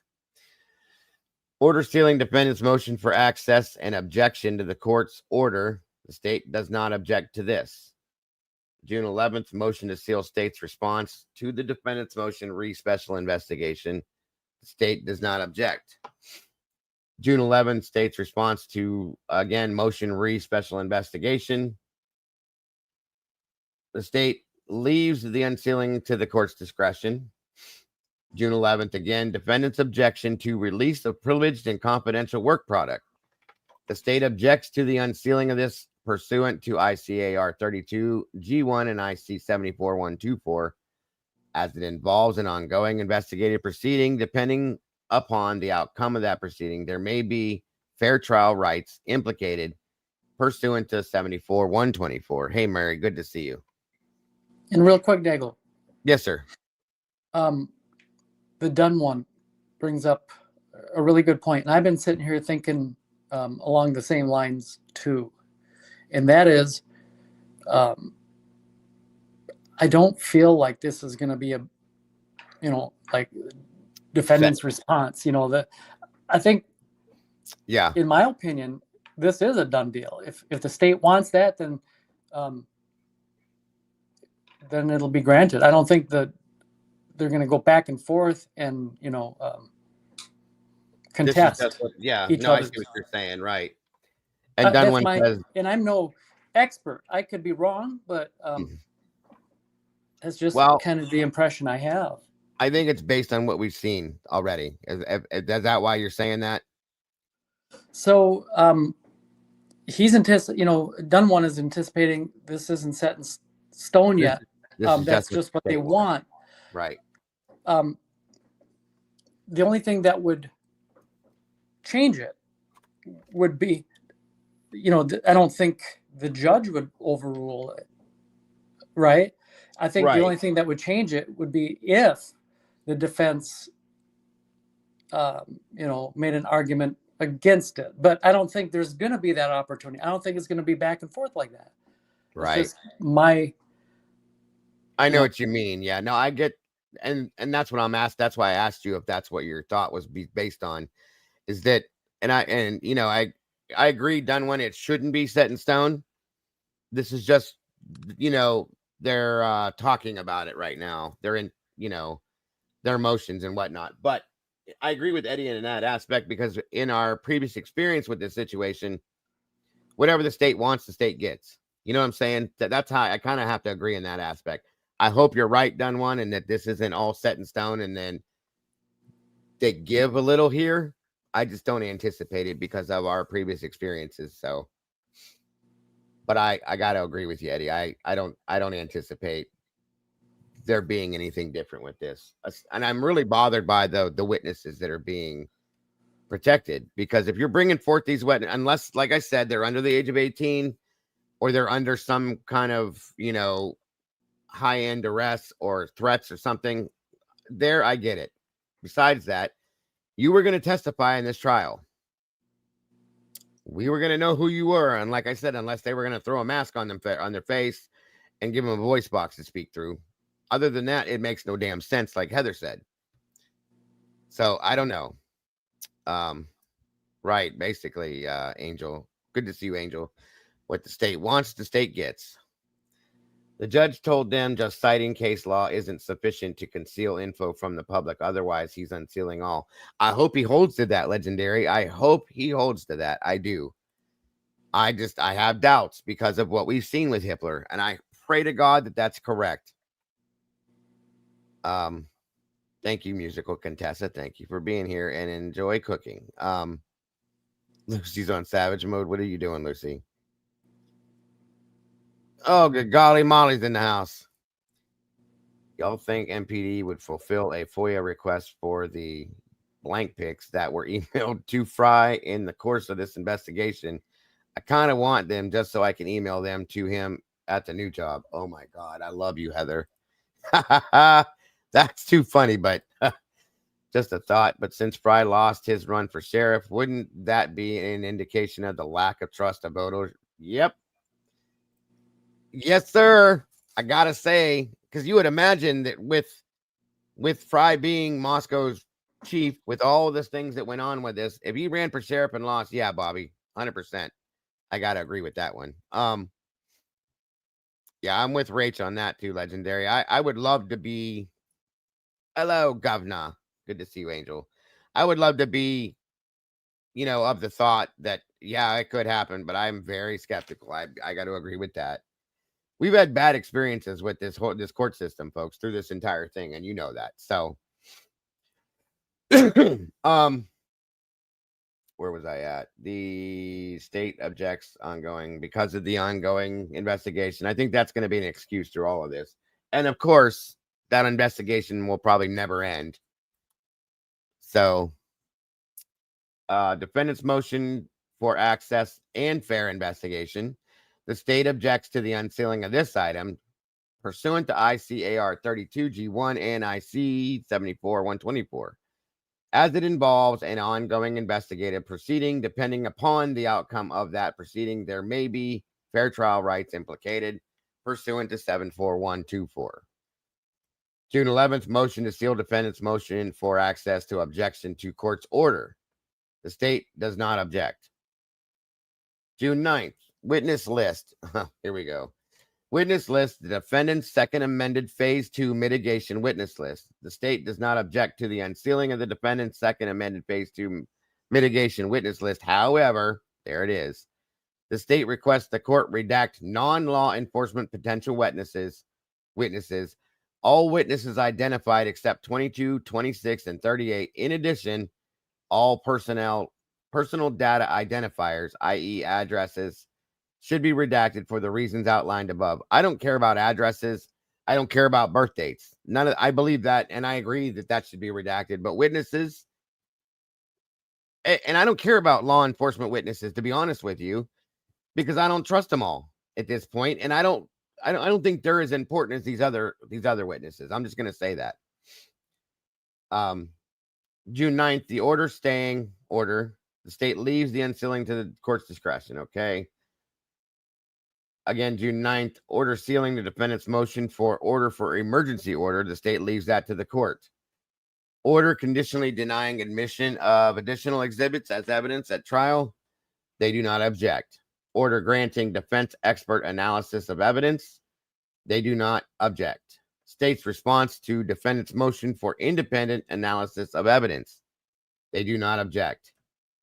Motion for emergency order. The state objects to the unsealing of this item pursuant to ICAR 32G1 and IC 74124. Again, because it involves the investigation, and if that, depending on the outcome, fair trial rights implicated. Motion to seal the motion and order for emergency order. They do not object. Stipulated motion to the admission of additional exhibits as evidence at trial. They do not object. Motion for independent analysis of evidence. They do not object. State's objection to defendant's offer of proof. The alternate perpetrators and defendant's evidence in support of offer. The state requests redactions of any potential witnesses' names in their entirety. The order granting access to the sealed record. The state leaves that to the court. Exhibit S1, supplemental response to the defendant's request for discovery. For reasons outlined above, potential witnesses' names and their place of employment should be redacted, as addresses would easily identify individual. I don't understand this with these witnesses, you guys. Can somebody explain this to me as to why they're doing this? Once again, going back to Lucy's comment, these people were going to testify. Were they going to put a bag on their head? Welcome, Need Some Z's. Good to see you. I don't get this. I just don't.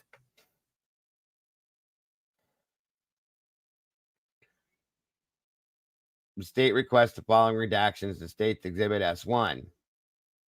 Item 438, the Bates numbers, 12 references for this item should be redacted, as this is attorney work product. That's what I mean. He's already been sentenced. He's in prison. Why does this matter at this point? The pathways to references and audiovisual number for this item should be redacted, as this is attorney work product. Potential witnesses' names identified in this item should be redacted. Exhibit V, to the defendant's 23rd request for discovery. State requests the following redactions, and of course, it would be potential witnesses' names identified should be redacted. And that is signed by good old Smashley Jennings. Good Lord, y'all. Video crew is going to give them all different faces. Right. That's what I'm saying. Like, really? Like the time that Kim said that they were supposed to give her a different face. Yes. That's hilarious, Lucy. That one's done, Legendary. Are you tired of my voice already? All right. So then the last and final, this is the defendant's version of the defendant's version of this. Defense's, I'm sorry. This is the response to the court's order regarding their sealed documents. And you guys all know, comes now Brian Koberger, blah, blah, blah, all that fun stuff. It says, 1 minute.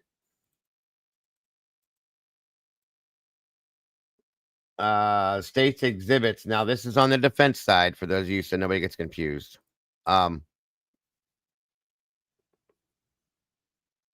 S1-572325 sentencing hearing, which includes photographs of each of the deceased victims and photograph of the 6 victims together.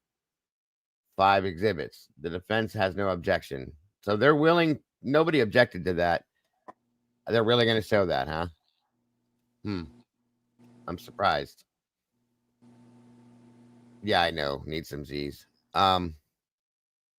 Is Twiz in here? Oh, I guess not. Lucy, you're a mess. Orders modifying and amending the no contact order. 7 orders. I'm sorry. The defense has no objection to unsealing. I want to see how many of these things the defense and the prosecution agreed upon together that match up. Of course, with redactions of anticipated witnesses' names, address, and personal identifiers based on, yeah, we know that, of course. Opposition to motion to vacate non-dissemination. Order, defense does not object. Exhibit 1, 24 supplemental request for discovery. The defense has no objection to unsealing with the anticipated witness names being redacted. There is continued media attention, including social media, in online sleuths and public harassment reasons. Online media reflects continued attention and comments that may be offensive and harassing and impact safety and livelihood of persons named. So basically, they're saying that if they unseal these witnesses, that they're going to get blasted on YouTube. Rach says it's just the pics we already saw of them alive. That's what I kind of was thinking, Rach. Thank you. I agree with you, Kent. Okay. The sheriff's return concerning, again, KSF. Defense has no objection. With redactions of anticipated names and witnesses and personal identifiers, of course. The guilty plea advisory form, no objection, of course, why would they? Second notice of filing, defendant's additions, objections to juror questionnaire. The defense objects based on the language of ICR 32. All renditions of the juror questionnaire were sealed and not for circulation. Portions of the questionnaire contain sensitive information. That's what I thought that was going to happen. Now, what this is, guys, is there was a lot of things about Brian that Brian did not went out there about himself. He didn't even want his parents to know, okay? Relating to his mental health. And they were talking about that way back when. So this here, they don't want that out because they don't want the public to see what it is, the sensitive information they're saying. And it relates to the mental health, and other portions contain potential witness information. The defense submits that ICAR 32I3A 1, 3, and 5 apply to people having names revealed. There is continued public and media scrutiny relating to this case, and keeping names protected will prevent harm, harassment, and sensitive information from becoming media fodder. Even though this pleading does not contain that information, the defense suggests that all parts of the questionnaire be treated the same. Oh, shit. I thought I was showing it. I'm sorry, you guys. Thank you. Sorry, Z's. Okay. My apologies, you guys. That's the one right there that I just read. I don't know why, you guys. It's getting late, I guess. Sheriff's return concerning witness TAD. I still like to know who that is. No worries, guys. The defense does not object to unsealing with redaction of anticipated witnesses' names, address, and all personal identifying information. The defense has no objection to unsealing with redactions of anticipated witness names. Oh, and personal identifiers again. Sealed order on defense offer of proof again, alternate perps, unredacted. The defense objects based on they don't want us to know anything about that. That bugged me a little bit. There is continued media attention. They're blaming it all on the news and on us. Public harassment. Online media reflects continued attention and comments that may be offensive and harassing and impact safety and livelihood. Okay. Exhibit W to defense's 24th supplemental request for discovery. The defense has no objection with the anticipated witness names being redacted based on, we know that rule by now by heart. There is continued, same thing. Okay. Just a repeat of the last one. State's amended notice of compliance and motion to seal the state's amended witness list. The defense objects to lay witness names being released based on, again, ICAR 32IA 1, 3, and 5. And again, the same thing with the media and social media and public harassment issues. The court minutes for closed session read the motion concerning alternate perpetrators. The defense has no objection to unsealing the court minutes. The state's motion to seal the ex parte filings out of state witnesses. The defense does not object. Exhibit S1B to state supplemental response to request for discovery. Read the expert testimony. Defense does not object. Exhibit S1A to state supplemental response to request for discovery. Read expert testimony. The defense does not object. S1, again, to response to request for discovery, expert testimony. They do not object. And the sheriff's return concerning witness YR. The defense does not object to unsealing with redaction of anticipated witness names, addresses, and all personal identifiers based on the ICAR Rule 32. The defense has no objection to unsealing with redactions of, again, anticipated witness names, addresses, and identifiers. Defense reply in support of motion for access. The defense does not object. Defendant's reply to state's objection to defendant's offer of proof. And that's again, the alternate's perpetrator and defendant's evidence in support of offer of proof. The defense requests redaction of anticipated witness names based on the 32 rule. There is continued media attention. The same thing about harassment and offensive It could be offensive and harassing and impact safety and livelihood of the persons named. Hey, bombshell. The state's motion to amend the witness list and supplement expert disclosure. The defense position is that redaction of anticipated witness name is appropriate based on Rule 32. There is continued media attention. Again, same thing. They don't want us knowing anything, folks. Defendant's amended exhibit chart. No objection. The order sealing state's response to defendant's motion. No objection. Order sealing defendant's motion for access and objection to court's order. No objection. The motion to seal the state's response to defendant's motion. Read the special investigation. No objection. State's response to defendant's motion, special investigation. No objection. Defendant's objection to release of privileged and confidential work product. No objection to unsealing. Defendant's motion for access and fair investigation. No objection. Motion to seal defendant's motion for access and objection to the court's order. No objection.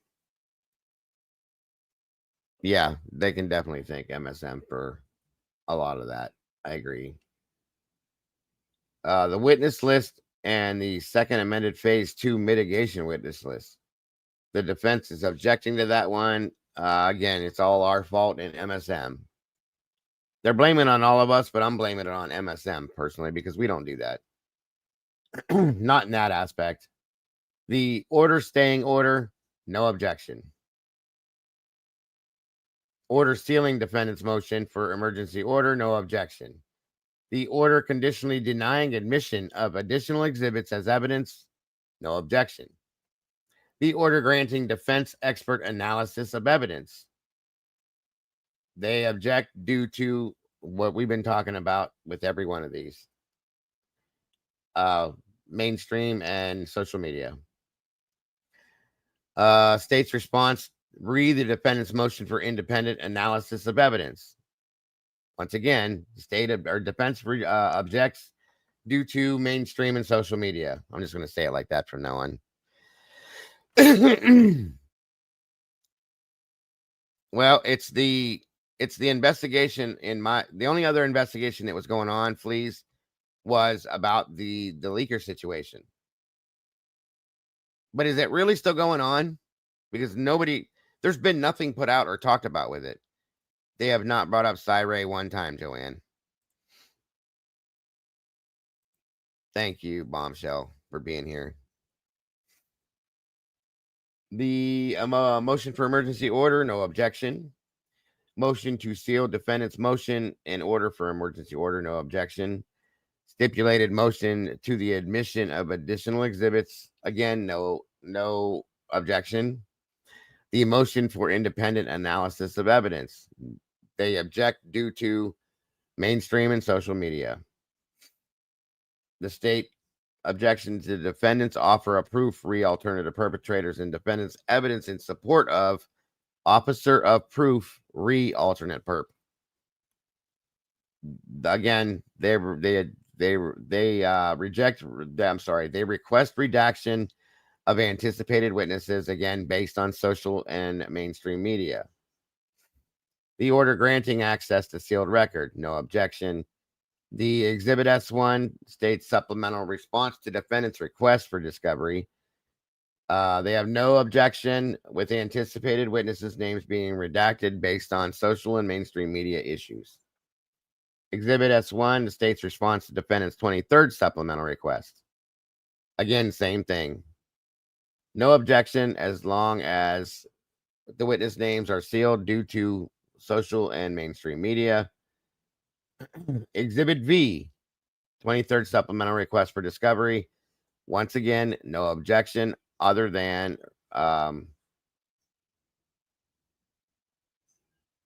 wait a minute. That makes no sense. The defense has no objection to unsealing based on blank. There is continued media attention, including social media, online sleuths, and public harassment reasons that online media reflects continued attention and comments that may be offensive and harassing. But it says they have no objection. Whatever. Okay, that was recorded as no objection, so that may be released. And there's Ann's signature, and that's the end of it. And that's it, folks. That's what we're getting. I'm sorry, Tanny. We're done. Don't worry about it. Hey, Mayhem. Good to see you. So like I figured, and I think we all talked about it way back when, that once they go through this, that's all that we're not going to get anything, truly, in my opinion. And if you guys remember the first one I read, other than what I just read to you, this first one says that the order regarding the requested redactions explained it all. Even though, where'd it go? Defendant has now pled guilty and has been sentenced for the crimes. The parties note that the case remains subject to intense media scrutiny. Consequently, the parties anticipate the revealing the identities of the witness will constitute unwanted invasion of personal privacy as provided by that rule. To best balance articulated concerns against public's interest and access to information, the court requests additional information with regard to each witness whose name. So what they have to do now, folks, basically, is they have another 14 days to go through all these witnesses and figure all of this out. But so we got 2 more weeks, and then hopefully maybe we'll see some of this.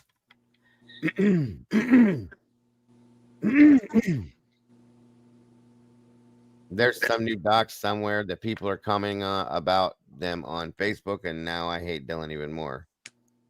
What are you talking about there, Just Amber? What are they in regards to, and where are they? Are you taking off, Legendary? Have a good night. Thank you for joining us. I think it would have to be these documents that we just went over. That's the only thing I can think of, and it doesn't really refer to anybody in particular, so I don't know why that would be an issue. Unless they're talking about the ISP reports that Maybe they're calling documents, maybe.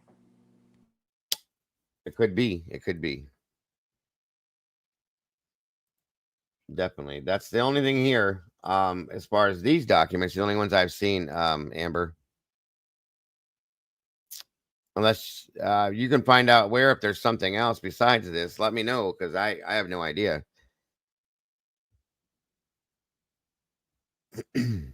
I don't believe anything. Yeah, I know. Facebook's been rough. Truly. Let me check something here. Oh, wait, that's not it.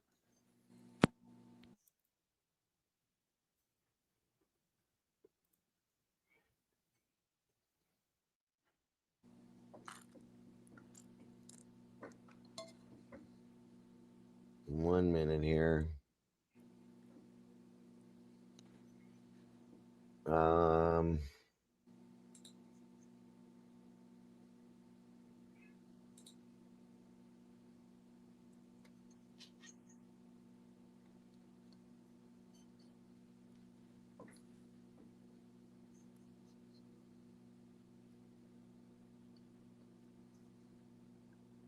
Trying to find.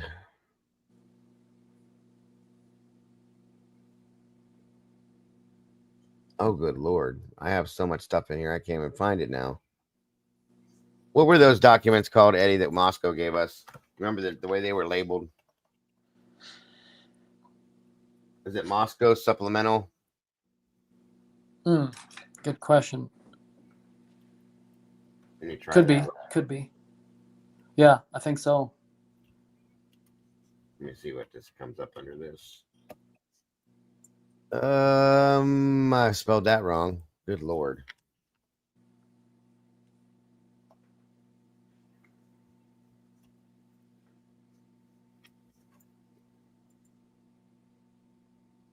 It's giving me all the ISP reports. Okay.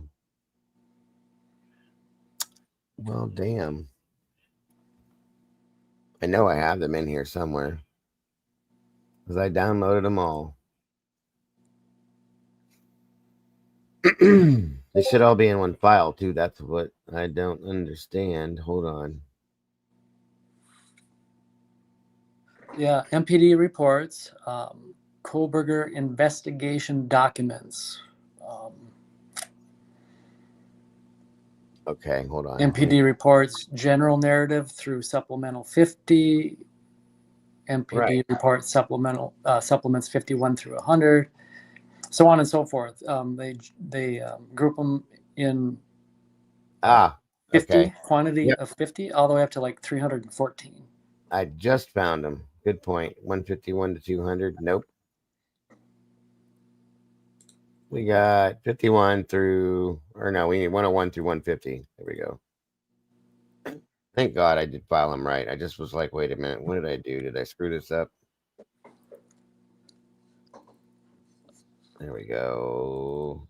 We were looking for 145. Okay, hold on a minute here. Open says me. Come on, don't do that to me.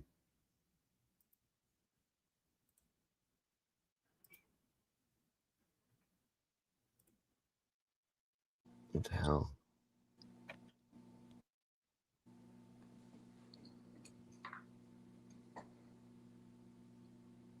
And thanks for pulling this, taking the time and pulling this up, by the way. There's been such a great quantity of information that's been dumped on us all at once. So I don't think I've been through all of these MPD reports.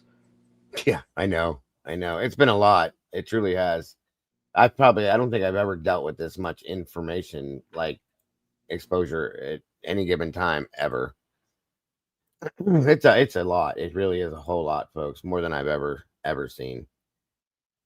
Come on now, let me do this. Open. Nope, that's not it.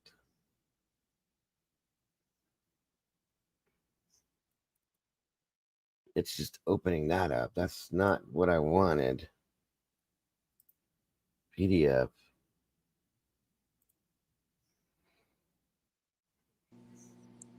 Redacted.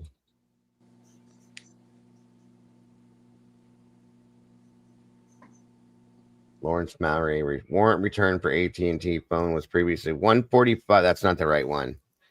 All that is the warrant return for AT&T phone. It's from Lawrence Mallory, so that's not the right one then. Well, I'm gonna have to look into it then if we don't have the right number, and we'll find it. I will find it. What number was that again, Bobby?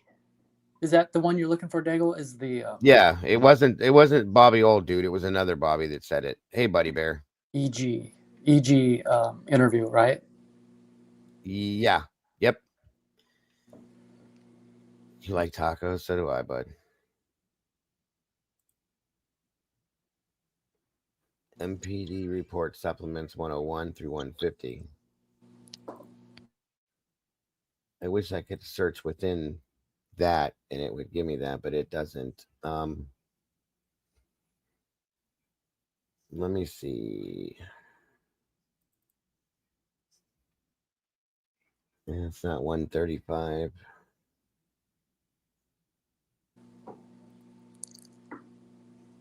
Not that one either. God, I like these so much more than ISPs. There's so much more to them too. I'm with you. I agree. There was so much more to read. The redactions were so much easier to deal with, and I could read through them usually too. Does anybody else in here have any idea which document that was? Possibly. I have them all here. I can pull it, but let's see.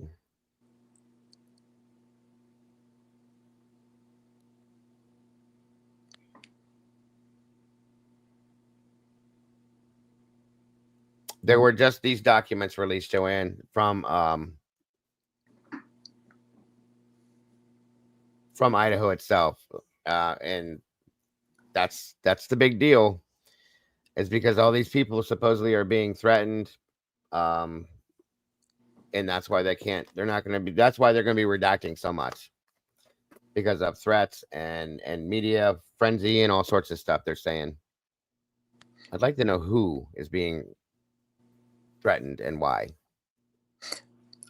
Do you have, those downloads of the I do. MPD? Oh yeah, I was just going through them. I can't. Could you just throw one up on your screen randomly? hold on. Just any one. Just pick one at random. Yep, 1 second.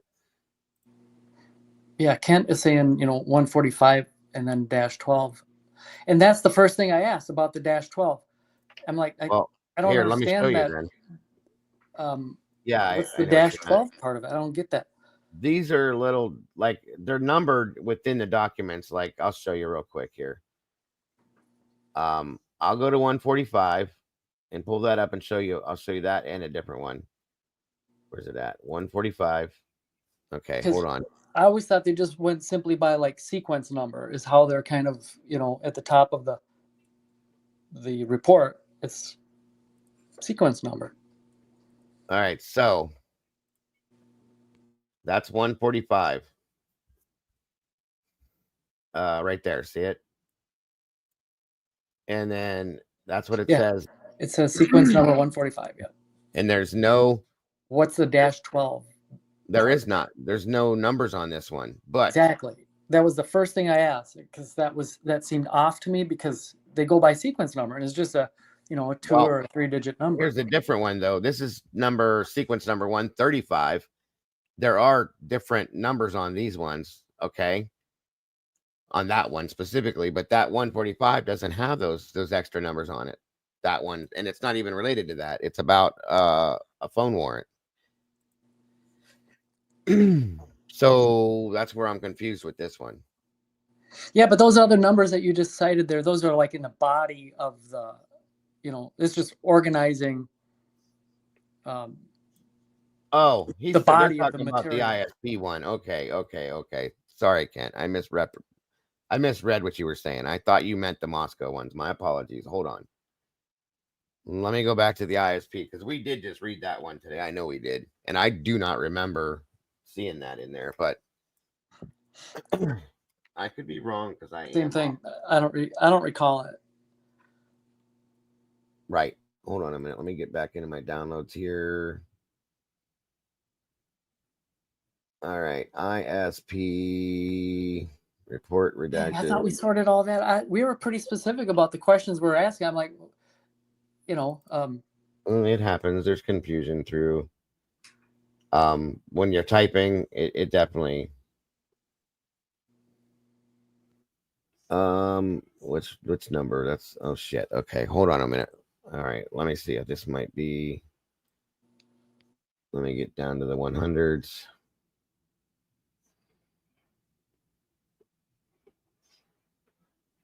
Oh, I went a little too far. 145-12 would be. Dang, didn't we start the live stream today with 145? I thought we did. I thought that was the one that I started, yeah. But I don't think that was the one that was Gower, though. Do you remember where we left off today, Eddie?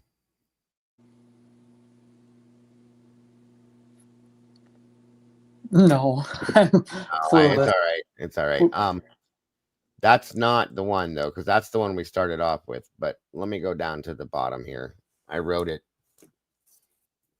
Give me a minute, because it was only like 2 behind where we ended.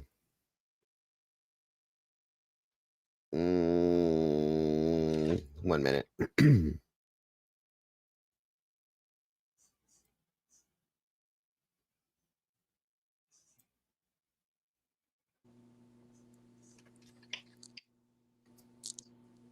Yeah, I'm right there with you, Lucy.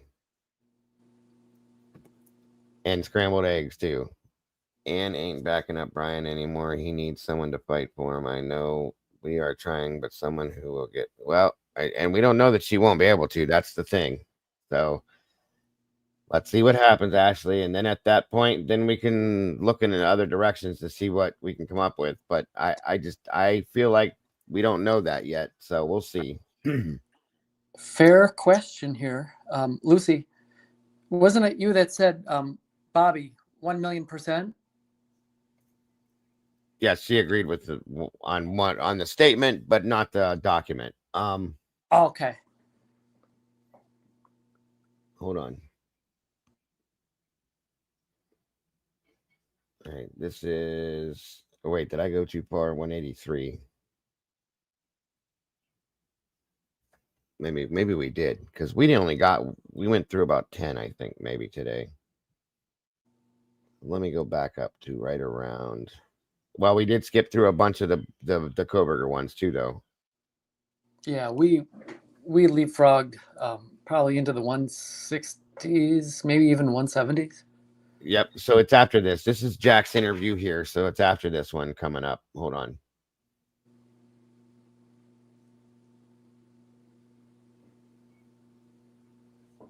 That's another one we skipped through because it's another Brian Basher. That's what I call those documents, Brian Bashers. There it is right here. It's 170 for future reference. I'm writing that down. And it said 12, so let me see if that part's right, possibly. Number 12 says that Gower said he first became aware of the homicides through the Vandal Alert text. Said he was shocked that this kind thing never happened. So, all right, let me look through this and see what we can find. That's the end of it. So let me go back up to the top here. I'm gonna scan through and see if I see it. Downloaded nothing concerned. Removed his shirt and allowed this discount. Advised that he was the driver, both as well. He drove a blank bearing. As we covered some biography regarding history on the. Said he had also given rides. Didn't know anything. It said around 12. Kaylee had texted asking for a ride. He advised he had driven this route several times. Had not overheard problems from against. So thank God I can speed read. When he noted, wait a minute. Yes, he did. It's right there. Gower said that when he got to the house that the lights were on and that there were 4 cars parked in the driveway, he said he noticed a black SUV on the left side sticking out. Bing, bang, bong. I'll be damned. How did I not remember that? He also said there was a silver car on the driveway. Okay. He said he noticed the black SUV on the left side sticking out. And he also said there was a silver car on the road. Okay. Good to know. Now, what date did he give this interview? What date was he interviewed? The date listed on the top is 11/18. And it's dated as the narrative under the narrative at 11/18 as well. Let me see. November 18th. And then Collison. July 8th. Oh yeah, it was 2 ISP detectives. Gary Tolson and Michael Van Leuven. There we go. On the 18th. On the 18th of November, yes. So thank you. There we go. Now we can verify that. And it says it again. Hold on.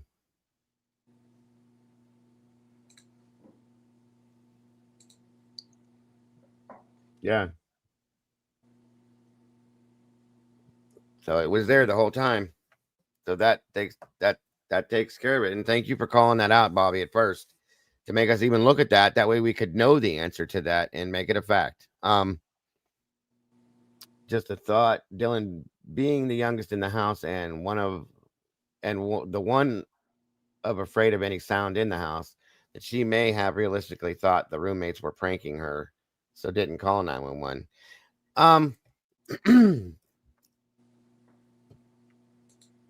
With everything I've seen recently, Bobby, I don't know. I don't know if I can go with that. There's been too many things stated that she has been dishonest about. I can't go with that one. I respect your opinion on it and your thought as well. Hey, don't get me wrong. Sorry for interrupting. You're okay. Real quick. So this Blaker interview of EG that was done on November 14th, guys, and EG didn't say anything about those details on the 14th. Right. What all does that one say, Eddie? Is it real vague? Yeah, it's real vague. Typical for Moscow. A lot of their interviews were. That's why I was asking you that question. Well, there's a common theme here is what I'm driving at is they don't know what they need everyone to be saying initially. So over time, their statements change in order, so that the narrative, guys, is established.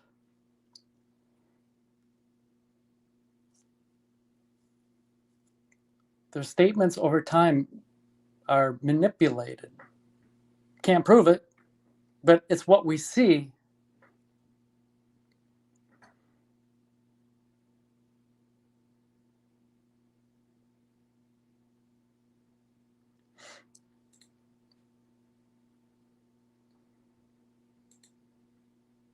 Sorry, I I think was you're. muted. Oh, But yeah, no, you're I good. was muted. Sorry, I agree with you. But that's why we do this, Heather. So don't worry about that. That's so we can make sure that we are looking at, true information. Excuse me, and not confusing anybody on it either. So I'm really skeptical of those two detectives from ISP interviewing him on the 18th. Why? Right. What would notice? That's one of the. If you were to have these two interviews side by side, you'd see, that's the primary thing that changed over those two. That's the detail that changed. Yeah. There's been a lot of that too. A whole lot.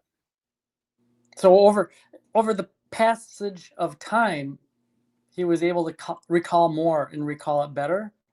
I mean, that's contrary to real life. The most about it in the earliest moments following that experience. Mm-hmm. Hey, it's good that we sorted through it though, because now the information's out there, the facts are there, and people can decide for themselves. But right, so we know that vehicle was there that day, okay, earlier in the day, and it stayed there. It never moved. Okay. My next question though, okay, that being the case, this other vehicle that comes rolling around at 4:30, and it definitely stops there. Hey, love Tina, good to see you. You hear it stop, and then you hear the engine turn off.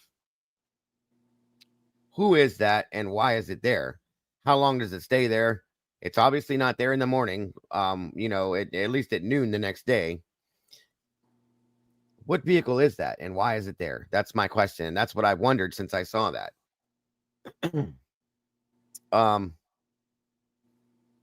Hunter's interview, I believe it may say that Bethany was talking to Hunter, possibly, if you can read the redaction, and Bethany had wrecked her car. So what if she was driving this vehicle? That's a good point. Thank you for pointing that out, because it could have been borrowed, because I didn't see an extra car there as for her to have the rental. You know what I mean? So yeah. Maisie said that her and her brothers and other XE members or that's probably, what is it, sorority? Or is that for fraternity? I don't know that stuff. Sorry. And their dates drove the Black Explorer to Maisie's event. There you go. Thank you, Miss Lucy. Bob says, I agree. She has changed her story numerous times, but just giving her benefit of the doubt. Beer in every underage room, including hers, not wanting to cause trouble, crying wolf again. I got you. Here's my thing though, is at some point though, there's been many statements now, Bobby, that it's believed that she actually didn't drink, which is, if that's the case, it's another lie. You know what I mean? Because she had stated earlier in the day that she wasn't going to drink. There was a thing going on within the university that they weren't supposed to drink that day. Not that anybody followed it, but I'm just curious. I'm really curious. And I have a lot of issues with, and I get what you're saying. I respect that. I have a lot of issues with every statement she makes now. It's hard to believe anything she says. I think we gave her the benefit of the doubt for 2.5 years. I think a lot of us did, even though we had some doubts to it. And at this point now, it's very hard to You know what I'm saying? It's just very hard for me. And I'm not downing anybody that does. And I absolutely respect your feelings if you do give her the benefit of the doubt. Don't get me wrong. I can't do it at this point, though, because it's just every time we turn around, there's a new statement made. There's a new change to the story. There's a redaction. You know, I believe it was a black car that I saw, or a black truck, but then that might not be true. That drives me nuts. So then she said, oh, sorry, it didn't come up. I don't know why. Let me try it again. Then she said after they dropped off the girls or let me go back to the beginning. I'm sorry. Maisie said her and her brothers and others sorority members and their fraternity members in their dates, maybe I have that backwards, sorry, drove the Black Explorer to Maisie's event. Then she said after they dropped off the girls at the sorority meeting, Ethan Chapin and Hunter Chapin had the Black Explorer. Okay, so that's probably where that came into effect then, why somebody would believe that Hunter had it. Ethan and Xana go somewhere else. So the Jeep's there, the Honda's there. Who did they get picked up by somebody, maybe a rideshare driver? Did they walk? And that's what one of the biggest questions and mysteries to this case is. Where in the hell were Xana and Ethan at for the rest of the night? And what time did they come in? And what was going on with that scenario? Because I think that's a big part of this too. Thank you, Lucy. Was she home? She wasn't home at 2 and 2:30 when they were meeting in Kaylee's bedroom. But she was home at 4:23? I think in the statement that Dylan gave in the text message where she ran past and saw Xana laying on the floor. Ethan was the literal driver of the Explorer when leaving Maisie's event. That is why it's parked there. So then they parked there and left and went somewhere else at that point. Okay. Thank you, Lucy. So we don't know how they got where they went and where they went. Go ahead, Eddie. And good trouble. I don't think Pav will be upset after learning. No, He probably already knows it because he can see through it just like me. I am convinced that EG would have been testifying to the fact that he saw that black SUV parked at the end of the driveway as he dropped, Maddie and Kaylee off. In the same way that I am convinced that the DoorDash driver was willing to testify that she saw Brian Kohlberger there at that house. Yeah, and Pav has been wrong and said I was wrong, just like anybody, like the rest of us would do. So he don't care. When the Hunter vehicle pulls up, we don't see anyone walking down the road. What do you mean, Cat Lady? You mean the at 4:30, the loud whatever SUV that is? Is that what you're talking about?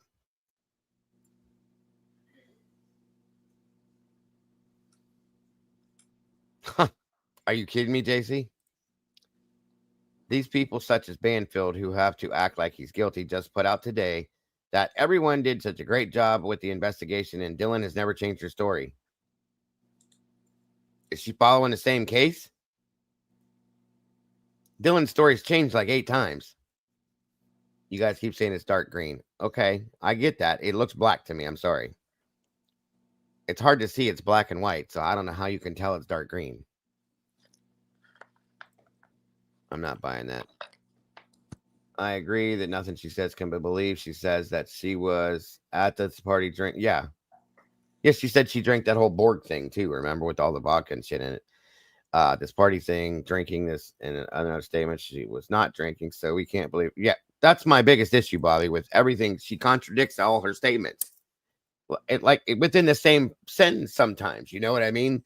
The interview that we read with her here, and then we listened to her live on body cam say, well, I think it was this, but I don't know, that could be wrong. And this is, I mean, okay, fine, I get that, but you do it with every statement you make. So, right. It's very hard to believe anything that this girl says. And at that point, there's only so much of that you can say is mistaken information. Go ahead, bud. Sorry. Because there has been so much inconsistency in her statements, and the mainstream media is busy on the fix. That's what they've been doing all along, is correcting this so that public's perception is what they want it to be. They're not dumb. They're very smart, and they know that what they're saying is lies. They have to keep their story straight. They cannot have damage done to what they've done with the case, because it's going to all blow up in their face if that's the case. Even though he's already convicted, in jail or in prison, I'm sorry, it's going to come back on them if it blows up. Okay. And that's why I believe that's why they're consistently still running this narrative in all their interviews. That's what that's my feeling on it. Lucy gave you a challenge, Eddie. I know you love these. It says one made nut. This is for you for later, and it's a link for you to click, bud. Okay. You can't click it from there, so I'll leave it there for you. Dylan is so delusional. She literally told the officers it was like, well, and that's my other issue. When I heard the exact words she stated in a episode of Vampire Diaries after she proclaimed that at 2 a.m. they were watching Vampire Diaries, what am I supposed to think? What am I supposed to say? What are we all supposed to feel? Just blow it off like it's a coincidence? I can't do that anymore with this. You know what I mean? There's too much of that. I did it for 2.5 years. That's a coincidence. Oh, that could happen possibly. This is that. Okay. A benefit of the doubt. Sure. Why not? I feel bad. I love it, Bobby.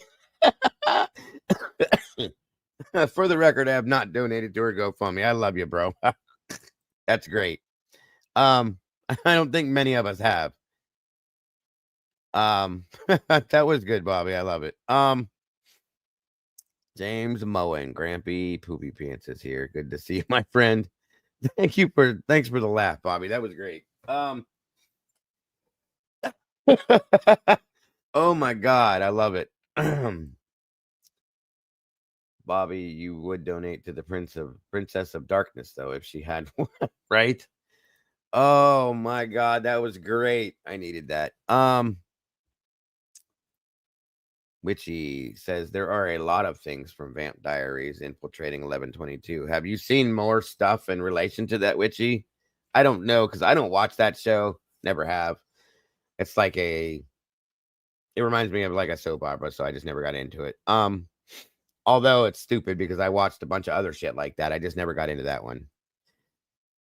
I think a lot of the inconsistency is because the cops twisted. Oh my God, absolutely, Heather. They 100% twisted things.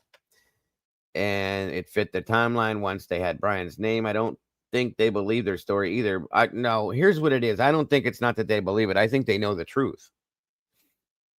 They're not. Listen, this is a law enforcement agency that has multiple members of it that are senior members of this police department that have been here for a long time. There's no way that this police department runs this way and has lasted as a organization that is open and working. You know what I mean? Making these mistakes. So no, they absolutely have done these things. Okay, I'll give them. I already gave them a couple handfuls of mistakes because it is a really big situation. That was 2 years ago. I can't give that anymore. That goes above and beyond mistakes. Okay. Yeah, she's up over, what was it, 100,000 plus 115,000 on this to start over, to heal. That's not going to help you heal unless you're paying for therapy. Okay, but it don't cost $115,000 to pay for therapy. I don't like it. That's all I'm saying.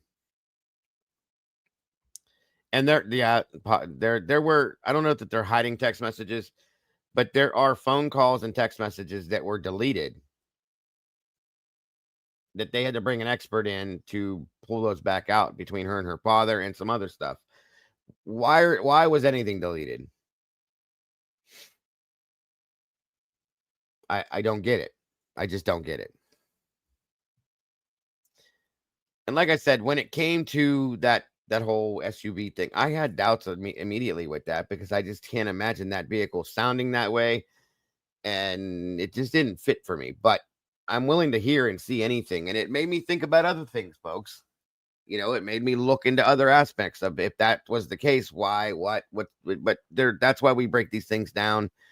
We look for the answers, and we present the answers to it. And I'm grateful that happened. Because there's a lot of people that were looking at that thinking that's the case, but it's not.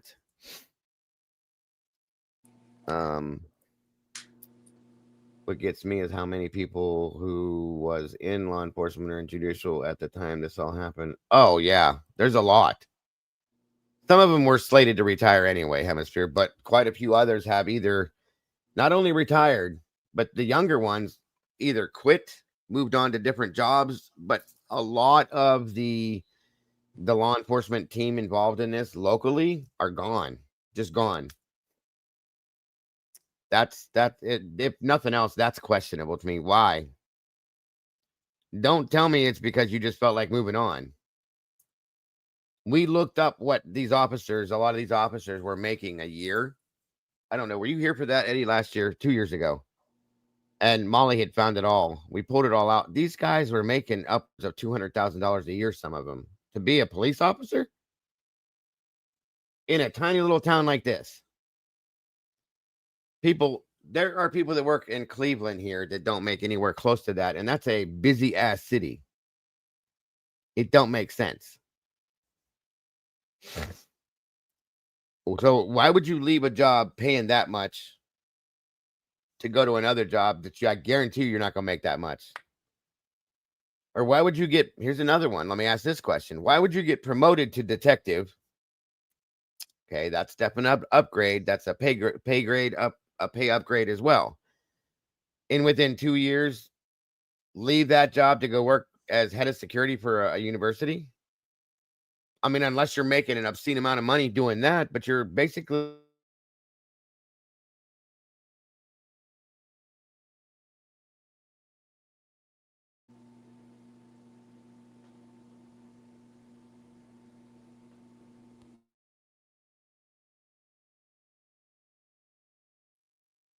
oh, sorry, you guys. My computer took me out again. But what I was saying is why, my struggle with this is you're a detective, you're recently promoted. Can you guys hear me okay? Can you see and hear me, Eddie? Yeah, I can. What I'll do is I'll hop down and just join chat while you're addressing the chat's questions. But Okay. just That's wanted fine. to thank you again for having me up, as always. Thank you very much for joining. Appreciate you as always. And hopefully I'll see you tomorrow. We'll see you tomorrow. Yes, sir.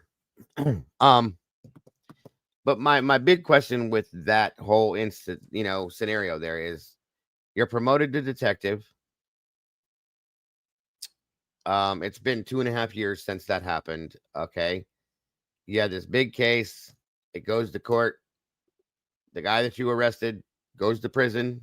You won, if that's what you wanted. And then you leave that job and you go to work as a glorified security guard.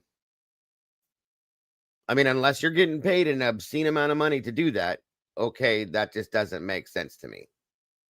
That's all I was saying. So, I don't know, guys. What questions do we have over here, guys? He's doing Echo Shield. Are you talking about Brett Payne? Is he really? See, my understanding was that he was working for U of I as their lead head of security. That's how I read it, but I'm wrong. At times, it happens all the time, actually.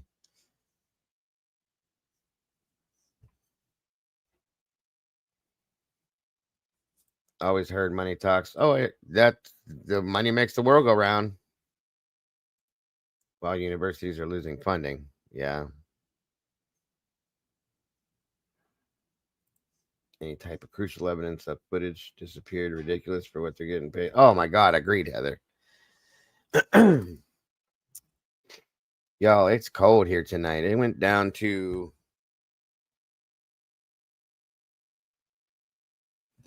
48 degrees. What the hell's going on? Me too, Misty. I want to know when Xana and Ethan got home. I also want to know where anything on Ethan's apartment is. Yes, good point, Misty. People retired because of the embarrassment. Thank you. That's my thought too, James. That's exactly why I think they did. Yeah, she's gotten, I believe, 115,000 for to heal. Where are we at now? It's 42 and 2 hours and 45 minutes. Okay. 11:10. Okay.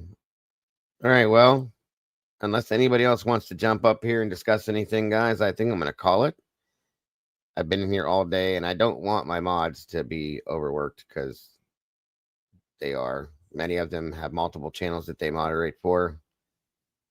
And I'm sure they're tired of hearing my voice today, as most of you might be. But if anybody else has anything they want to pop up here for or talk about, let me know. But everybody's statements in here, I agree with you guys in a lot of ways. The entire premise of Vampire Diaries is literally built off of doppelgangers. The fuck? I love you so much, Lucy. Yeah. That's pretty wild. It's pretty wild. Yes, that was a good one. I liked that one, Bombshell.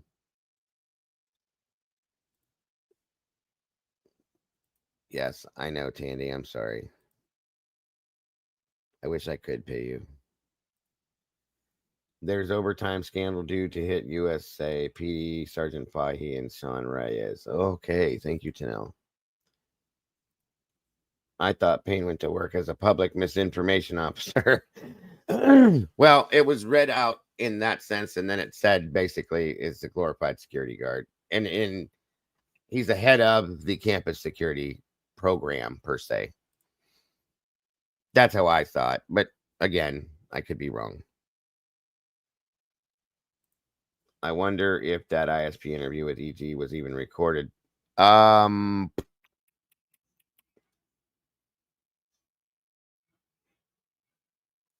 Remind me to look at that tomorrow, Eddie. I'm going to write it down. Because I know some of these were recorded and some of them were not. I'm writing it down. And if I don't, bring it up tomorrow. Because we're going to pick up not too far away from that tomorrow. Yeah, I'm going to check that. That's a good question, though, because a lot of stuff wasn't and a lot of it wasn't. A lot of it was and a lot wasn't. 6-figure paycheck for a desk job. I know. Payne is Homeland Security. Not correcting the typo. Secure roti.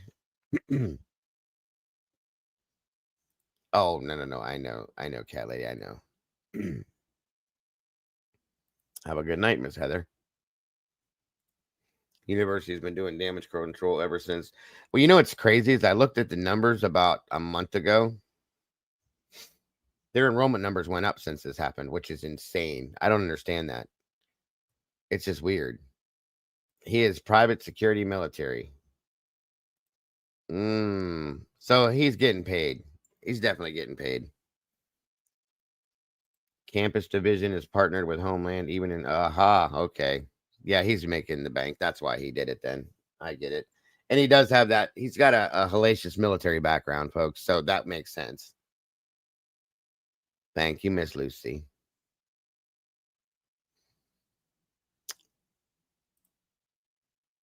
Oh, did she now?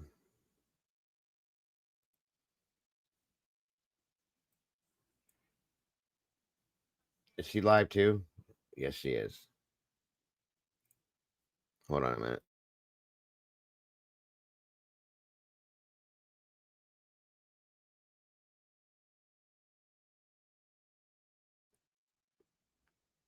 that's where you guys should go. If you're go head over and check out Miss Lana at Truth and Transparency. She got new FOIA photographs. Looks like she's been going through a lot of them, actually. These are photographs. I remember her talking about. I heard her talking about it.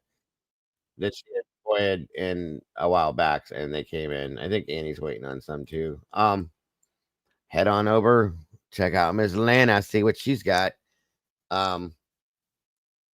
Yeah, the news on the TV. There's the and Annie said it this morning in her live stream that there's over 7,000 photographs that she FOIA'd as well.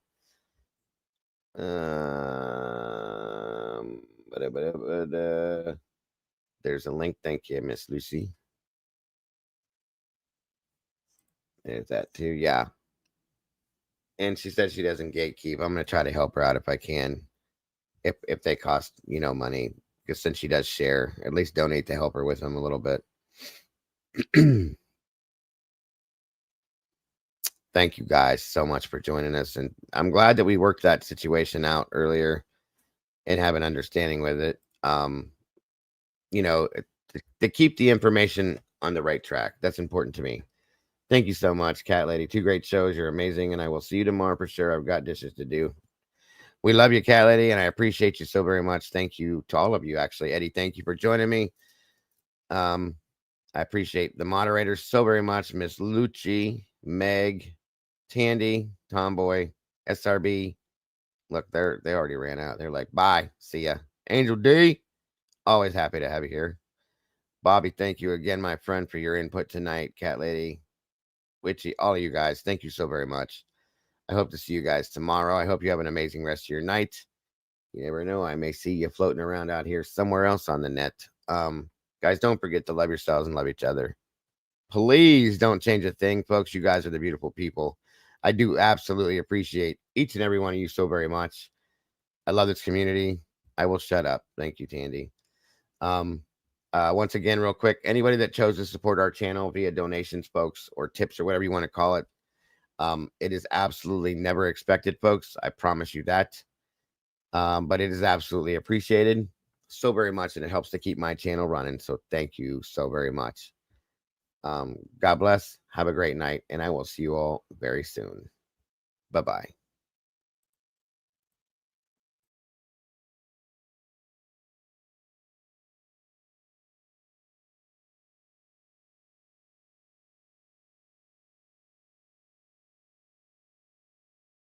Let's get it.